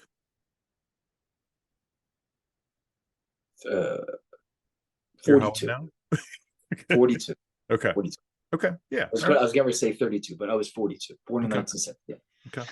I was 42 and been doing it since 92, 93, before we actually got the name Greengenes, but it was the same guys to a degree.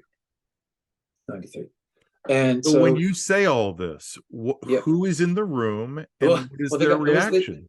It was the band. It was just everybody's in the band. Okay. The whole band's okay. Because we had just had a rehearsal or something.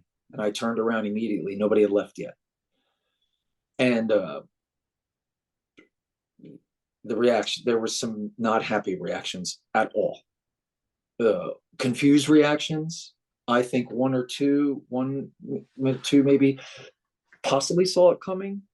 And then one even said after the fact, I don't know how soon after, but one member said to me, man, I gotta be honest, thank God you said something, because I've been feeling like this for like the last year. So I'm glad you said it and I didn't say it. I thought that was kind of funny at the time and interesting.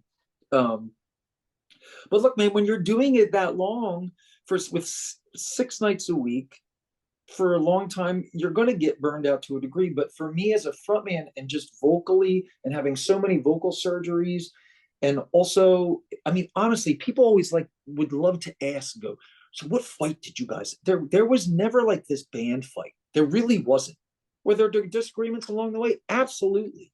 Were there times that we butted heads, where I butted heads with certain members of the band for duration and not other ones? Absolutely. And others vice versa, whatever. We're in a fucking rock band, for Christ's sake. Right. So, yes. It's not Anna Green. Yeah, it's not Anna Green Gables. Like, stuff's going to happen. Right. But I had felt it, and I just spoke up. I could have kept quiet and kept doing it for a long time, but I think I realized it at some moment that I had already did stay quiet. I'm like, man, I had felt like this longer than I thought I did. And I've stayed quiet and kept trying to make it work. And you know what, man? I'll be honest and say it. Everybody knows that at one time before I stopped drinking on the regular that I was a tequila guy, do shots of Patron and da-da-da. And I was drinking more than I normally would towards that time. It was another thing. I was indulging too much in a lot of different things, but mostly Patron. And I wasn't happy, man. Wasn't happy in the band. Wasn't happy being it. And again, it wasn't like, I can't fucking stand this guy. Right. It's time for it. Wasn't that. Right. It was just the entire thing. I was spent. Yeah.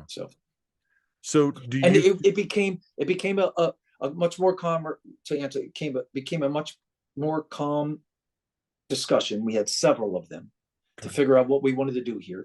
I gave the band the option of moving on without me, saying, hey, you don't have to. You can get another front person, whatever. There was discussion about that. There was discussion about doing that with a new frontman, but calling themselves a different name, whatever. And in the end, after a lot of discussions with management and Rick and everything, we just decided that we were going to plan out a way to say goodbye, and try to hit every market at least once until the final show at Xfinity come that April. Where's the date? April 23rd. Yeah. Was April 23rd, I think, in 2013. Yeah. So, okay. So you make that decision. It's August of 2022. When you're reaching out, or obviously, I guess you might not know this, but when Rick, I guess, is reaching out to these venues saying, hey, these are going to be the final shows, Yeah. Like, did you have any owners that reached out to you personally that were like, yo, man, what are you doing? Or like, or did they question you at all? Or was it all support? No, I didn't have any.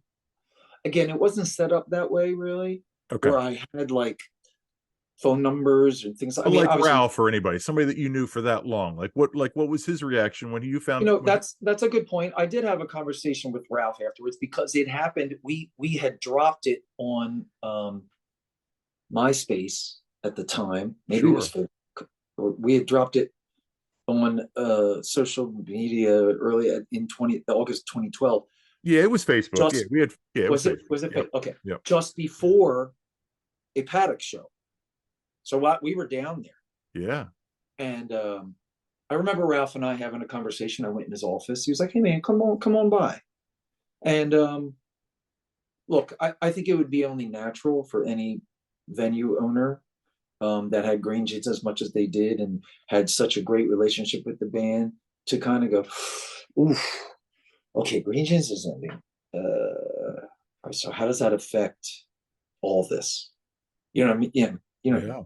So, but yeah, Ralph and I had a conversation. I was honest with him, and you know, I think any whoever I did speak to at the time, they're not going to be like, "You're a fucking idiot." Nobody ever said that. It was like, Right. "Hey, this is how you feel. This is how you feel." Now they might not have been in agreement with it at the moment. Right. Meaning, like, you're still riding this huge high wave. Why would you give it up? And it's hard. You can only say so much and tell everybody how you actually just feel, about how you're not into it anymore, despite it being this huge, still smooth running machine. Where in my mind it wasn't very smooth at the time. Like I was struggling up here between my ears. So um, with sticking in the band and still trying to have fun. Right. So Well, and if when you're playing 6 nights a week, you don't have a chance to like escape, like, or just like take yeah, any time for yourself. Like you pretty right. much were in the I did hamster everything I wheel. could, and like Right. I'm a big advocate of that. I've always been a big advocate of taking time and self care, and even those early days when it wasn't even spoken about that much nowadays as it is. But you know, there are days where yeah, it was a huge deal for me, and I was already involved. I had a nice schedule of that going on and trying to escape even after a 6 night run. But still, it all got to a head for me, Yeah. and yeah. Gotcha. So so then that leads to this solo career. At Mm. what point after the retirement of the band did you decide to do the solo? Did you feel like this is a viable option? Do I go back to teaching? Like, what were your options in your mind, say 3 or 4 months after, like, everything had kind of settled, like the dust settled? Yeah. I will say that I did think about it beforehand while we were piecing together the whole final run of Greengenes of what I was going to do next. Just a part of me did. But then there was another part of me where I was like, I'm not even going to concern myself with it. Whatever will come, will come. And then there was another part of me that goes, Bryen, you will find out once you leave this juggernaut of an entity what your true worth, value, brand on your own is with all these, with the people and Mm-hmm. the owners and the promoters. You'll then know when you're not attached to a Mr. Greengenes. Um, so I was doing acoustic shows every now and then before that. I probably Okay. started them in 2008, 2009, 2010, every now and then. Okay. So I knew that was an option for me to do. Um, I don't really recall if people started to reach out right away once Greengenes had announced that they were ending, Mm-hmm. about doing certain things. But I did say to myself, I could go back and teach if I wanted to, but I had been out of the classroom for so long, Yeah. wasn't sure. I always knew I could put my name in it. I mean, honestly, I thought I could put my name in as a long-term sub, and people just be on the list, and people could call me, and I could just go sub and get back in the do it that way. And learn my way back into the classroom, Mhm. since it had changed so much after all those years. But I kind of just winged it, man. I really did. We got done in April. That summer of 2013, because I keep all my gig books, I do them hard copy wise, so I buy calendars, and I look back at that first gig book in 2013 that I bought and see where I was. And I wasn't playing the Starboard yet. I was doing a lot of private things, house parties, pool parties, birthday parties, weddings. Like, once I was freed up from Greengenes, that was one thing that really took off for me on the solo side. I was extremely accessible for private events, whether they were house parties, birthdays, weddings, just in general, you name it. Because with Greengenes, I couldn't say yes to any of them unless I asked 4 other guys and a manager, and if we had off that night. Now I was extremely accessible for the private jam thing, and that thing just skyrocketed. So I didn't really have it to answer, because I didn't have a plan going in, except I want to fuck around with playing solo shows for a while and go from there. And it wasn't until, I don't remember who asked, I think it might have been Power Plant Live, and the guys and the guy that ran the booking down there said, "Hey, if you ever want to do something again." No, you know what? It was Ralph. It was Ralph at the Party Block. Son Now of a that I'm bitch, thinking Ralph. about it was fucking Ralph. He's like, "Listen, you ever want to do something here, you will always have a home here. You have done so much for this bar." And I was like, "Ralph, you have done so much for the band." Like, that bar put us on the planet of cover bands and being able to stretch out to play other things. And I will forever be indebted to him and Robbie. And so he was like, "You always have a home here. Whether you come in here by yourself, I don't know how that works, but we can figure it out." That's exactly what he said. And he goes, "Or you come in here with other musicians. You will always have a home here. So just let that be what it is." Mm-hmm. And then sure enough, that was, fast forward to the summer, because that conversation was had during the summer of 2012. Fast forward to the summer of 2013, and there was a band called Modern Bliss from Delco right around here that Rick was in contact with me about, I think, perhaps, or maybe they were, and having like Modern Bliss at the Party Block featuring Bryen O'Boyle from Greengenes. And it was a year later, and I would just I did 2 shows with them that summer at the Party Block. I didn't front the entire night because they had their own front man, but I just was up with them and worked out a deal that they were compensated for and that I was compensated for my part of it within Ralph, and it worked. So that was kind of like the beginning of it. But then afterwards, because I feel you might even ask this question next, would be, there were some promoters and other people down the line. It was like, "Hey, if you're ever putting another band together, I'd be interested in doing something." And I was like, "Well, I'm not. I had no interest in putting another band together." And it wasn't until I would get a handful of those requests, and I was like, "Okay, what am I doing here? Like, am I choosing a whole new band?" Or it's like, "No." Like, and then someone would say, "Well, I don't know, we could call it like Bryen O'Boyle and Friends, or Bryan's All Star, whatever." You just put a couple I've got this cool event, meaning like I got a St. Patrick's Day event. Yeah. Do you want to put a couple of guys together and come down to Power Plant Live and play it?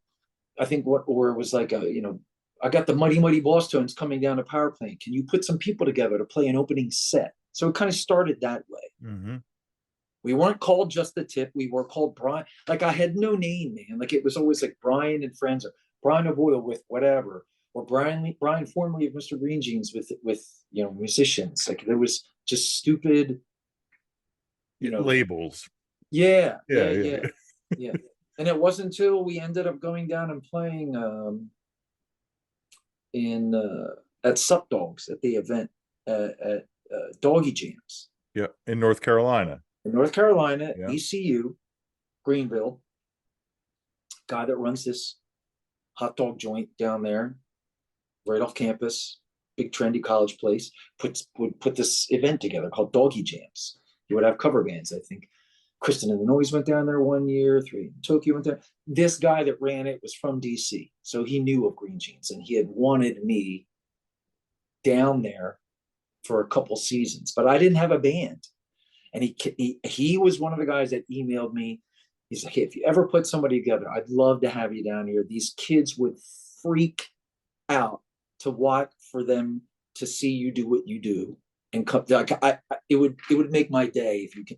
And so Brett just kept emailing me, and then finally I put together this lineup of people. We went down there. We didn't have a name still, and he had a videographer that was interviewing us beforehand, and it was like, so what's the name of the band?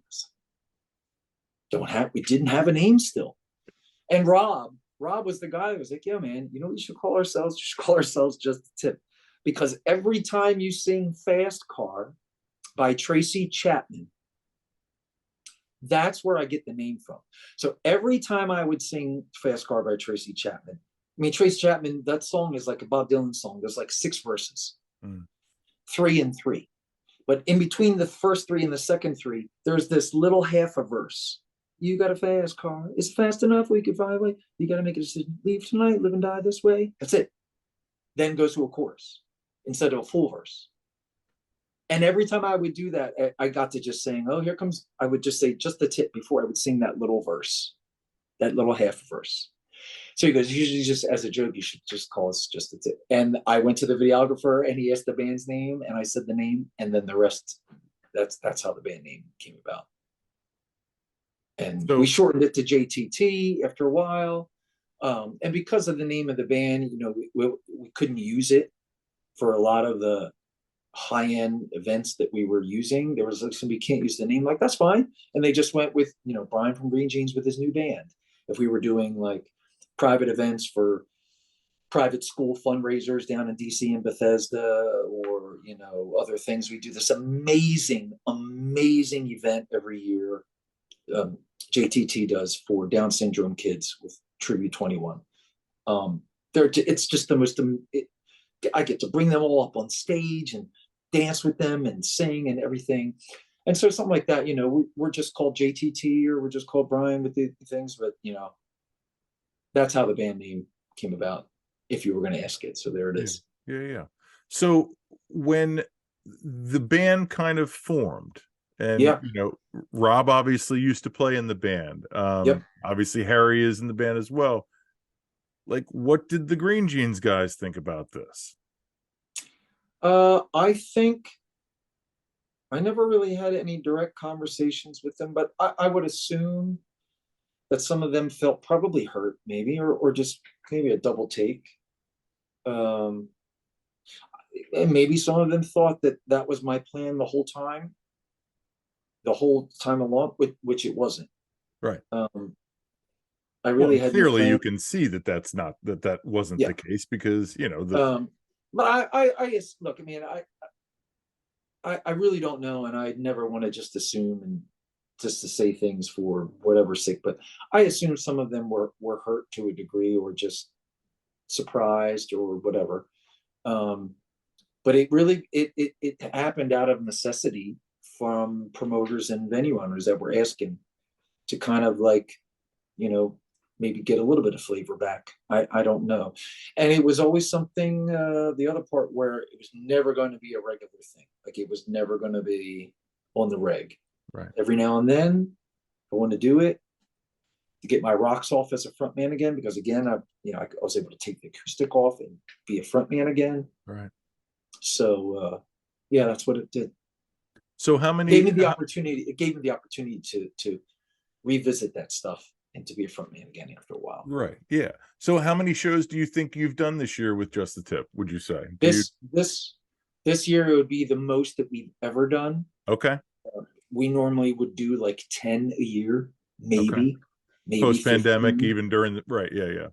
Post-COVID 2022, there was a handful last year, but this year we probably have done 30. Wow. It's the most we've ever done.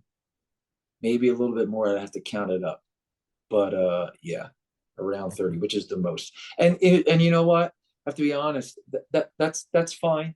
That number's fine for me. Okay. I think doing any more, it's not something that I want to. Again, it's like I'm a big fan of the only bar that we actually play on the regular is the Starboard, the band, just a tip. But as far as public stuff, everything else is really just events, private events, um, St. Patrick's Day events, Yeah. New Year's Eve events, things like that. But and that's how I like it. And that's how the guys like it too. We've just got a really great understanding of where we're going, what we're doing, what we aren't doing. And everybody in the band is just solely on board with it, which just makes it easier, Right. especially being so much older now and, you know, getting tired a lot quicker and everything else. Yeah. So let's talk about the cancer diagnosis, Mm, and how that obviously completely changed your life around. yep. The struggle, the where you're at now. Just kind of talk to the audience about that.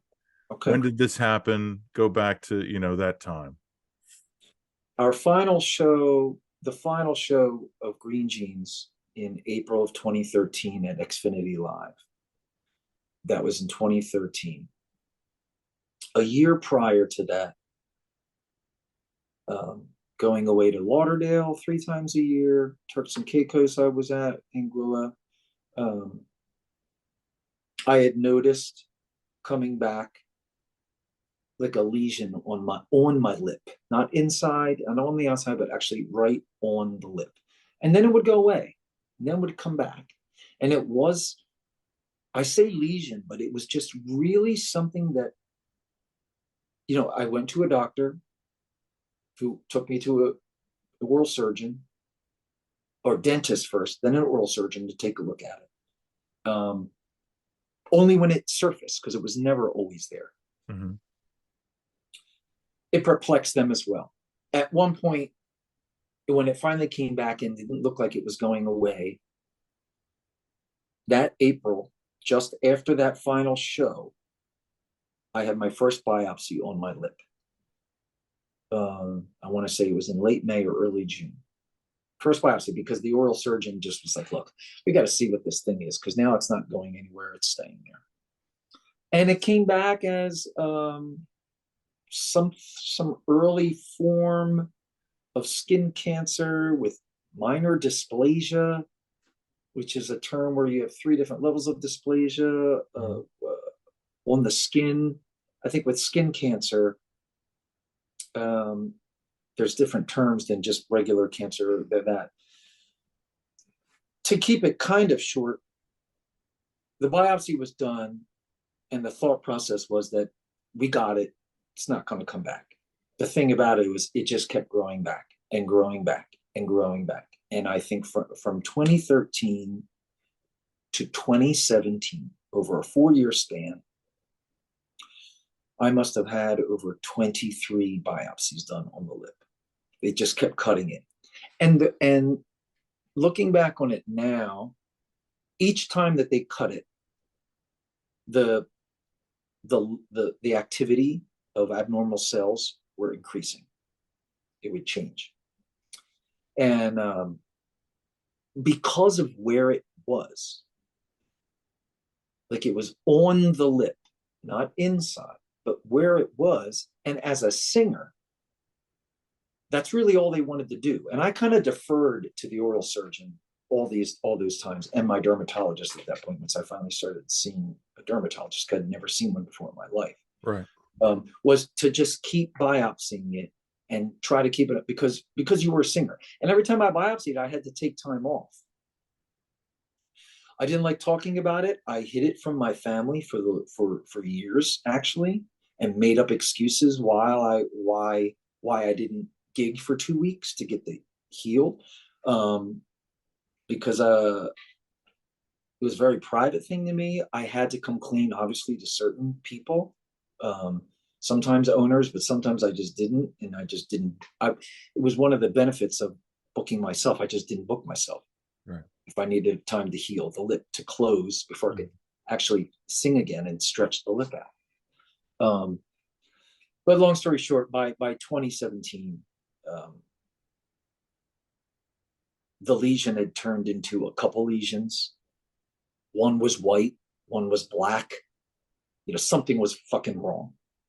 And so I went to the dermatologist early. They did a scrape, and that's when it came back that it was actually a squamous cell carcinoma, finally in the pathology report to a certain level, 2 or so. I can't recall. Yeah. But that was when they sat me down. I was like, Bryen, we need to do something here.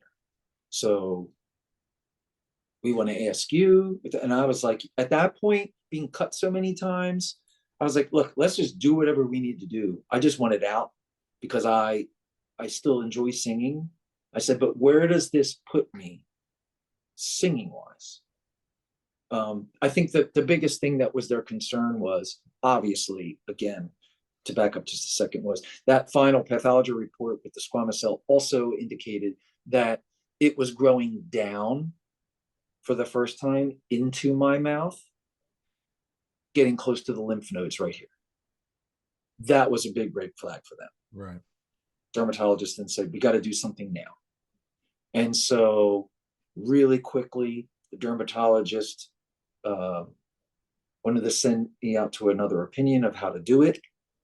There were things called a vermilionectomy, which is a procedure, which is where they just take your whole lip off below the lip line, get rid of it for people that had what I had, and graft skin from the bottom of your foot, wherever, to form another lip. So there I am Googling vermilionectomy, like, you got to be kidding me. Then there was a doctor, I went to another opinion where they were going to do a wedge and, go ahead and cut a big chunk of the lip out, even below the lip line, and then push the lip back together and see what becomes of that. Mm-hmm. They couldn't promise me that I was going to be able to sing again with that procedure either. And so finally, for whatever reason, I decided to go to I think it was because I had actually had a ENT appointment with my ENT at Thomas Jefferson, Dr. Spiegel. And I told him, and he actually saw it because I hadn't had any surgery done yet. He saw the spots. He was extremely concerned, and he goes, come on, we're going to go upstairs right now. And we went up one floor to a oncologist / cosmetic surgeon. He did both. Dr. Heffelfinger at Thomas Jefferson. And he just took a look, whatever. We scheduled another appointment. And his opinion was, Bryen, I don't know if we have to take your whole lip off. What if there's a way to treat your lip like I would treat something on somebody's face, like a Mohs surgery almost? And Mohs surgeries where you just take little bits off, little by little, while you're under, and you get frozen biopsies done where within minutes whether the margins are clear or not, and then keep going. He goes, and I'm almost positive he said he's never done that before with a lip, on the lip and where it was. Okay.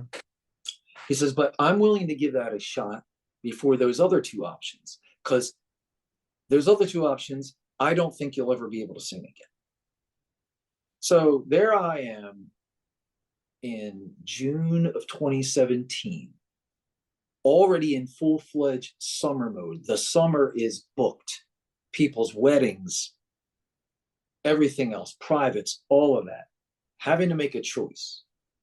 My dermatologist and oral surgeon were great. They were like, Bryen, whatever you choose, whichever avenue you choose, we're going to be there for you 100%. I think it was because my ENT was in my corner with this option, who I had 4 very successful throat surgeries with, that I was like, it was the only option where there was a chance that I could be able to sing again. Right. So what this Heffelfinger, Dr. Heffelfinger said, listen, I can't promise that I have to go below the lip line, because if I do have to go below the lip line, then we're in trouble. Because since it's growing down, but he had this idea where he was going to kind of just do it little by little and keep taking it off until he got clean margins. And instead of grafting whatever skin he was going to take off, he was going to pull. This sounds gross, but it's what he did. He took strands of skin from inside my mouth and pulled it to the area that he had taken off and sewed it to the remaining parts of my lip, like a completely like a Frankenstein's monster stitch job. Mm-hmm. He ended up taking, I think, about 70% of my bottom lip off, combined with a percentage on the inside of my mouth. Yeah. But I remember waking up, and my sister was there with me, and I waking up because the biggest head trip, the cancer thing I had been dealing with for 4 years. I just knew it was there. And so I kind of got adjusted to it. The biggest mind trip was out of the blue, just finally being told you could possibly never sing again. That fucked me up.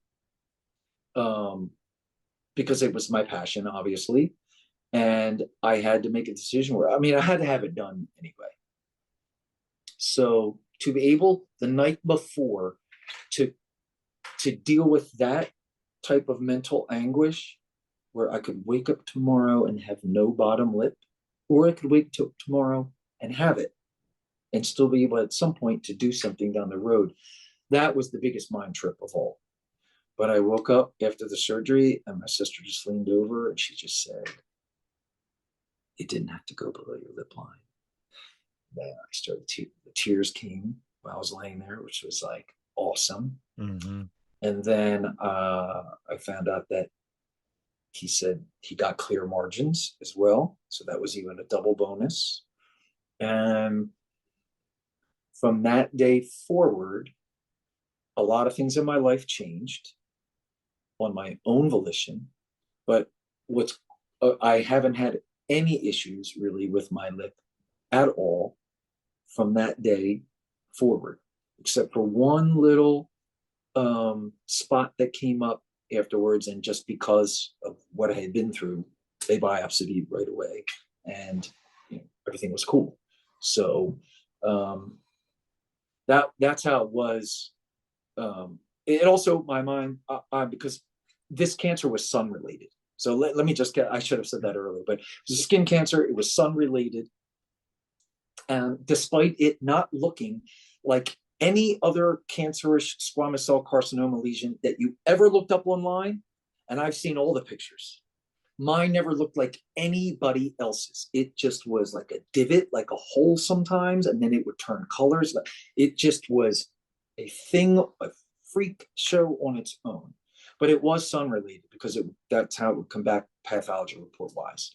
And I was a sun god growing up. I loved getting tan and all this, but this was something that didn't happen recently. It happened after just being in the sun for 30 years, whatever, but that back in the day. And I will say, full disclosure, is since the lip in 2017, I have unfortunately gotten 5 to 7 melanomas on my body. A couple of them were really deep. Actually, one was extremely deep on my shin. We had to take 6 layers. I had to go down 6 layers. So I've got scars all over me. But look, for me, honestly, like, it is what it is. I changed my lifestyle after the lip thing. Stopped drinking on the regular. Like, I was sober for 5 years afterwards.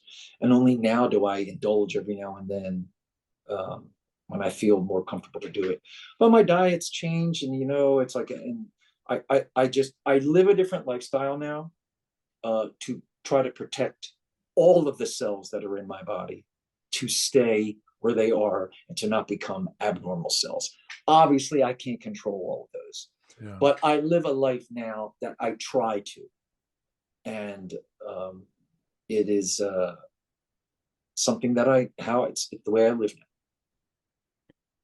I mean, I can't imagine going through that whole process for that long. And again, like you said, like, just knowing that the possibility of not being able to do something that you've loved that Ugh. has become, that's provided you financial success, and that goes all away, like that's just, Yeah. man, And like, I can't also stress that, you know, it was equally as hard to call those brides and the grooms and tell the people that chose me to be the entertainment for their wedding day, and say I couldn't do it.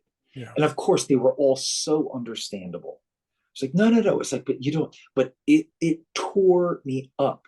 Like, if I could have foregone the surgery another month just to play those weddings for those people and there's certain shows, I would have done it. But they wouldn't allow it. The doctors were like, we got to do this now because it's close and it's rapidly getting close to your lymph nodes. And then who knows at that point, if it had already, we had caught that a little later, the lymph nodes, I don't think there would have been any option like Heffelfinger's option. It would have been, we got to go out, just take it off and go from there. So, yeah. but it's very hard to say no to. It was so hard to go on Facebook and come clean and tell everybody, be honest, and say why I'm going to be missing these months and all that, and not to get too preachy about anything, Right. because that's not my style, just isn't. And to just do my thing and try to get back to doing what I absolutely fucking love. And thank God and here I am, still doing it. Thank God. Yeah, absolutely. So let's talk about, I mean, again, this has been 30 years since you guys have been a band, since you've been doing this. Talk about some relationships that you have built through people, through either in this industry, fans. I know you had a special relationship with Allie. Talk about some of those relationships that you've had throughout, that this music career has brought to you. There is I think honestly, I've talked about venue owners and things like that long enough. I want to talk about, I want to talk about the people. Yeah. Just mean,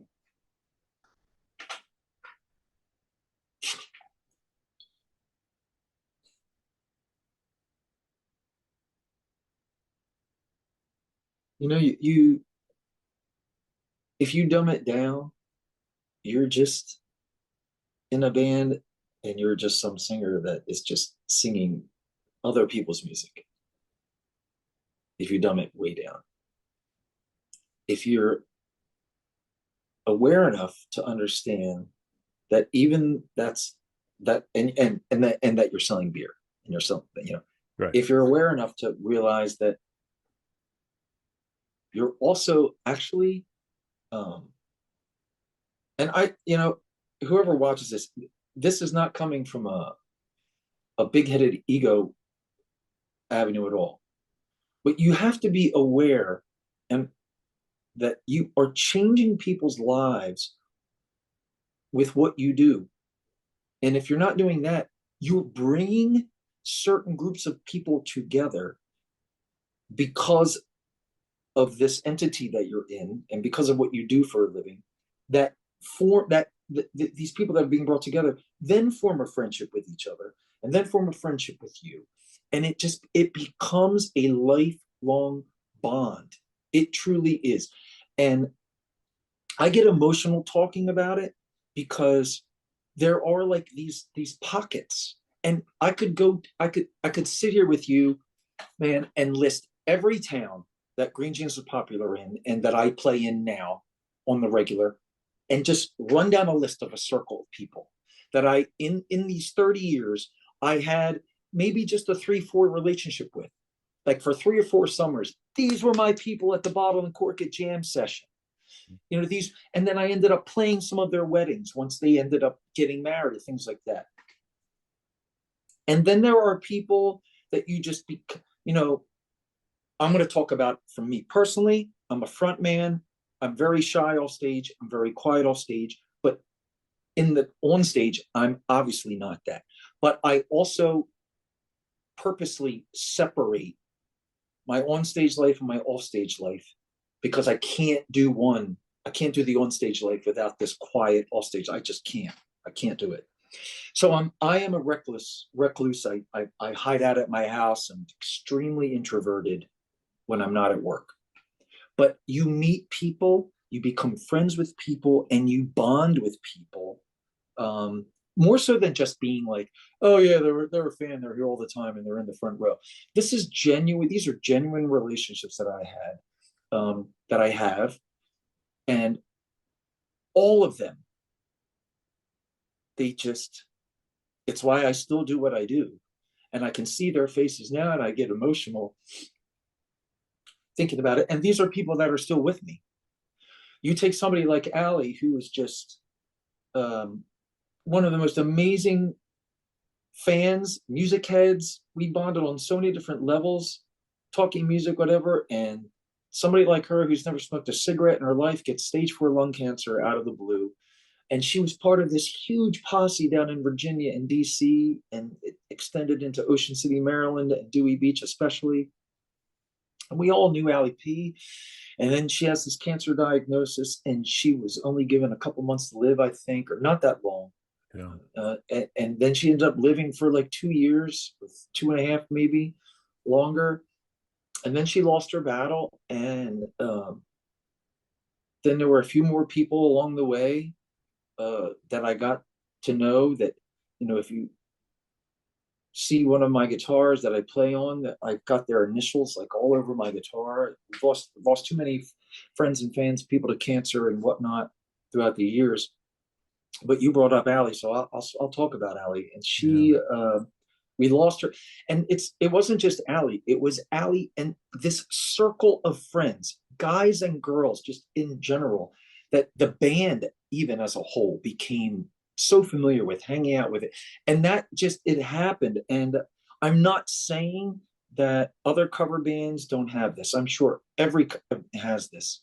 There was something special going on with the relationship between Greengenes and the crowd, or me and the crowd, that perhaps possibly gave people a little bit more level of comfortableness to try to like break through a barrier or two and to become like genuine friends, whatnot. But I can't talk about these relationships I have with these people, um, so many throughout the years, and how much it just, like, I'm aware of it. When somebody will say something is trivial to a degree of like, you were like the soundtrack of our lives, or the soundtrack of our summers for so long. um I'm sure a lot. I think it's such a gift to be able to do what people like me do for a living, and I'm sure that gets said to a lot of front men and front women and bands in general. There were people say that to them, and it has to be the most amazing compliment. It is to me. I could take it so much to heart, because I'm not playing my own. I'm not playing my own music, and so for someone to say that, just in general, to just that's why it's so great with Greengenes reunion shows, to see these people come out and spend the money to buy the ticket or travel to go and just to live their former younger life just one more night with those people, and they end up seeing those people that they saw in the summer of 26 that they hung out with for a little while, whatever. I can't say enough about it. It is what gets me up in the morning still, to be able to put my guitar on and go do a JTT show or solo show or Greengenes reunion show. It just is. And you know what? At the end of the day, again, I'm a realist. One day that won't be like it won't be the thing that gets me up out of bed. Like, something will change maybe down the line where it something will change, and I will go, it's time for me to just, it's time. That time isn't now. Um, but those people, they're fucking everything to me. Yeah, they really are. So I want to talk about the final show, and then I want Mm. to talk about the reunion shows, because I think that's Yep. a good segue. So when the final show comes about, Xfinity Live is the venue. Was Xfinity Live the venue originally, or what was that process like, choosing a venue to be able to handle the crowd that you were guys were going to expect for this last show? How did, like, talk about that process, like behind the scenes as well as like leading up to it. I think it was always the venue because it was something that Rick probably suggested from the get-go Okay. as the fun. We knew it was going to be in Philly because it was late April. I think we wanted it to be outdoors. Okay. I don't know how new Xfinity Live actually was. It was At the pretty time. new. I'm going to Yeah. say it was Okay. probably within a year or two of it being open. Yeah. Okay. The cool thing was Xfinity Live was run by this bigger corporation, I think called Cordish. And Cordish had all the live. So we had already been playing Power Plant Live for years. So we had ins there, Rick had ins there. And because, we were a Philly-based cover band, our final show was going to be in Philly. As far as like the logistics of everything, I stayed out of. Okay. I think Rick did try to involve the band a little bit more to a degree.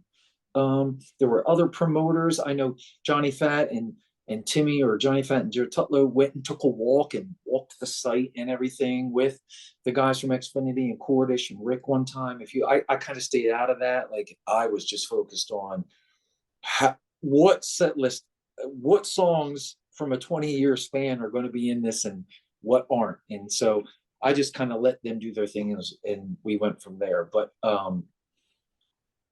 it was a big production. We had a choir to do the beginning with us, which we came about through Lancaster, through the Chameleons final show we did in January. So we did a couple songs, like 3 or 4 songs with the choir behind us. Then the rest was just us. I remember we were on a time constraint. We had to be done by a certain time with the curfew. The cops were going to shut us down. Unfortunately, I had to cut like 3 songs in the third set because they decided to change the curfew at the last minute, like 20 minutes earlier, if I'm remembering correctly. But even if that wasn't the case, and I had to cut things, and it really bummed me out. So we got it as much as we did, and it was a hell of a night, man. I don't know what the final number was. Some people said there were 8,000 people there. Some people say at some point, given there was up to 10,000 people out there. I mean, there was a lot of people. There I was remember a lot that. of There was a lot of people. There was a lot of love. There was a lot of love that night. Yeah. And honestly, it wasn't emotional for me because it wasn't emotional to me until we moved into the Victory Beer Hall VIP area. Like that night, because it was so such a well-oiled machine that like this was very structured. It had to go as planned. We were on time. I didn't have time to really let it sink in until maybe the last set, when I realized I had to cut a couple songs, unfortunately. But it wasn't until we got inside and it was much more intimate. Everybody had a couple drinks as well, and we were doing these songs that we didn't do outside, that we're doing inside just for this smaller group. And then we started playing With or Without You, and then that's the night. That's when it all hit finally. And I was a mess for most of the song. I don't even think I was able to even sing partly any of it. So yeah, you had a rough time. You yeah. did. You had a rough time, Yeah. Which obviously rightfully so. And it's because I didn't know what was coming next. This was it with my guys, with my fucking soldiers, my partners in crime with for so many years, and playing hearing those 4 chords of With or Without You, which was such a huge song for us. Like it just was all there. People in the crowd were emotional. We were emotional, and but there, I didn't think, did I make a mistake? That wasn't there. Right. It was just, this is it. It's time, but it's hard. It's hard now. It's really hard right now. Yeah. During that song. Did you guys have a pre conversation before you went on, like a little rah rah, or was it kind of the way it was set up? There are people that bought VIP tickets, had like this separate area where they got pizza, I think, or something, and the band was there to mingle with. Oh, okay. So we were there. It really wasn't much. We were never really a big get together rah rah kind of thing, no pre-show rituals that you guys would get together do No, anything. Yeah. Timmy is a guy that he started at some point towards the end, like behind the kit, going, "Hey," and he would go like this. We would all give him a little love, go around each person, and I think that happened like around our last jam session at the Bottle and Cork, whatever. Yeah. But yeah, it was that. But we knew what was going on. It was more like that, like just let's get it on, let's do it.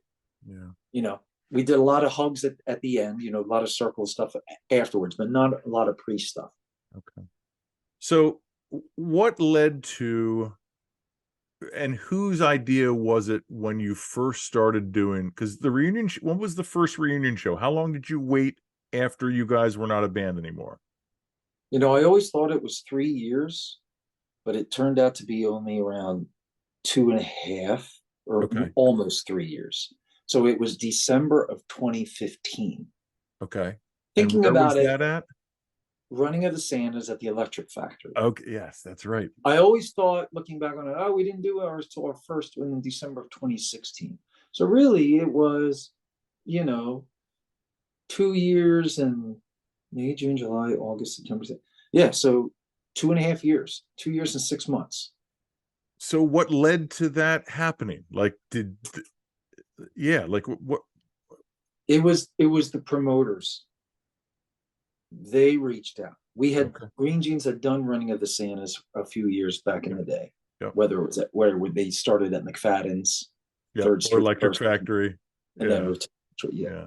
So I think it wasn't my idea. It wasn't the band's idea at all.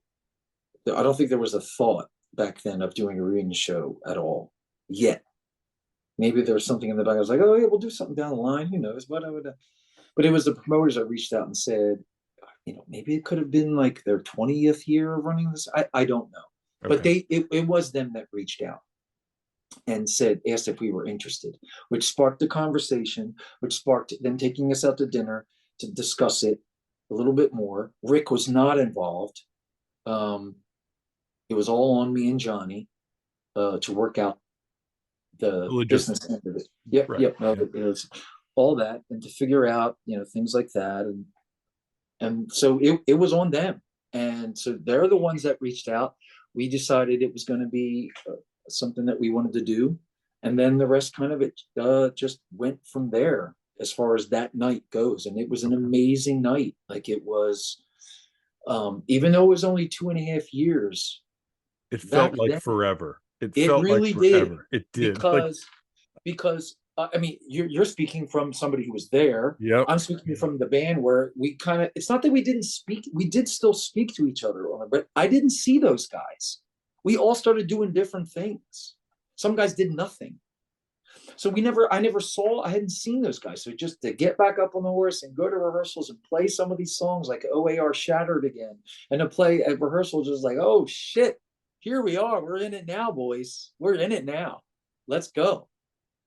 So it was, but yeah, it did seem like a lot longer than 2.5 years. But you had no second guessing about doing it, because again, you kind of were the one that kind of. I think the only second guessing was in passing. I could have very well, and I can't say this, I could very well possibly said, I'm into this personally, since I was the guy that kind of started the whole, I'm not into this. Right. That's what I'm saying. Yeah, exactly. Right. Where I was like, look, this can't become anything more than what it is for two reasons. I personally don't want it to be something more. I mean, Just the Tip wasn't even a thing yet, even at that point. But I still didn't want it to become a thing because we spent so much time saying goodbye.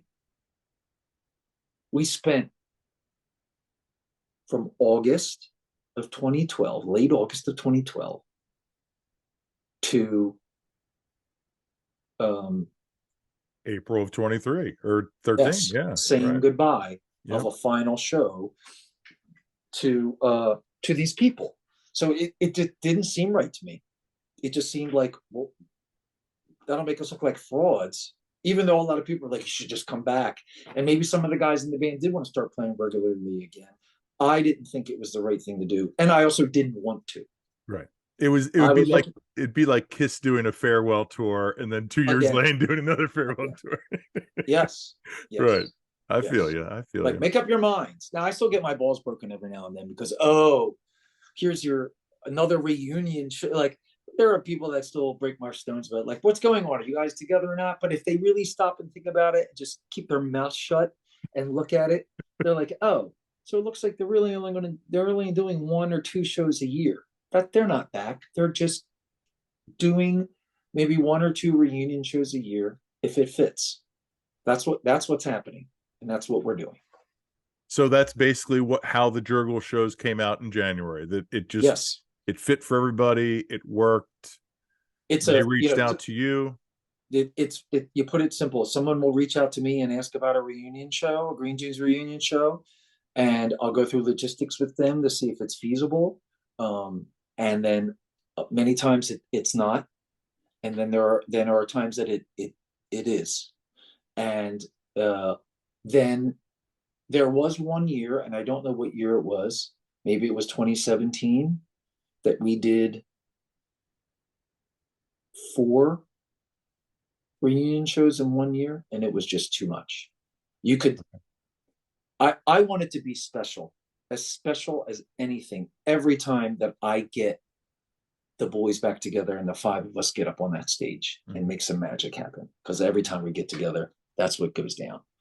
But I want it to be special for the people, and that's probably the business side of me as well, events and everything.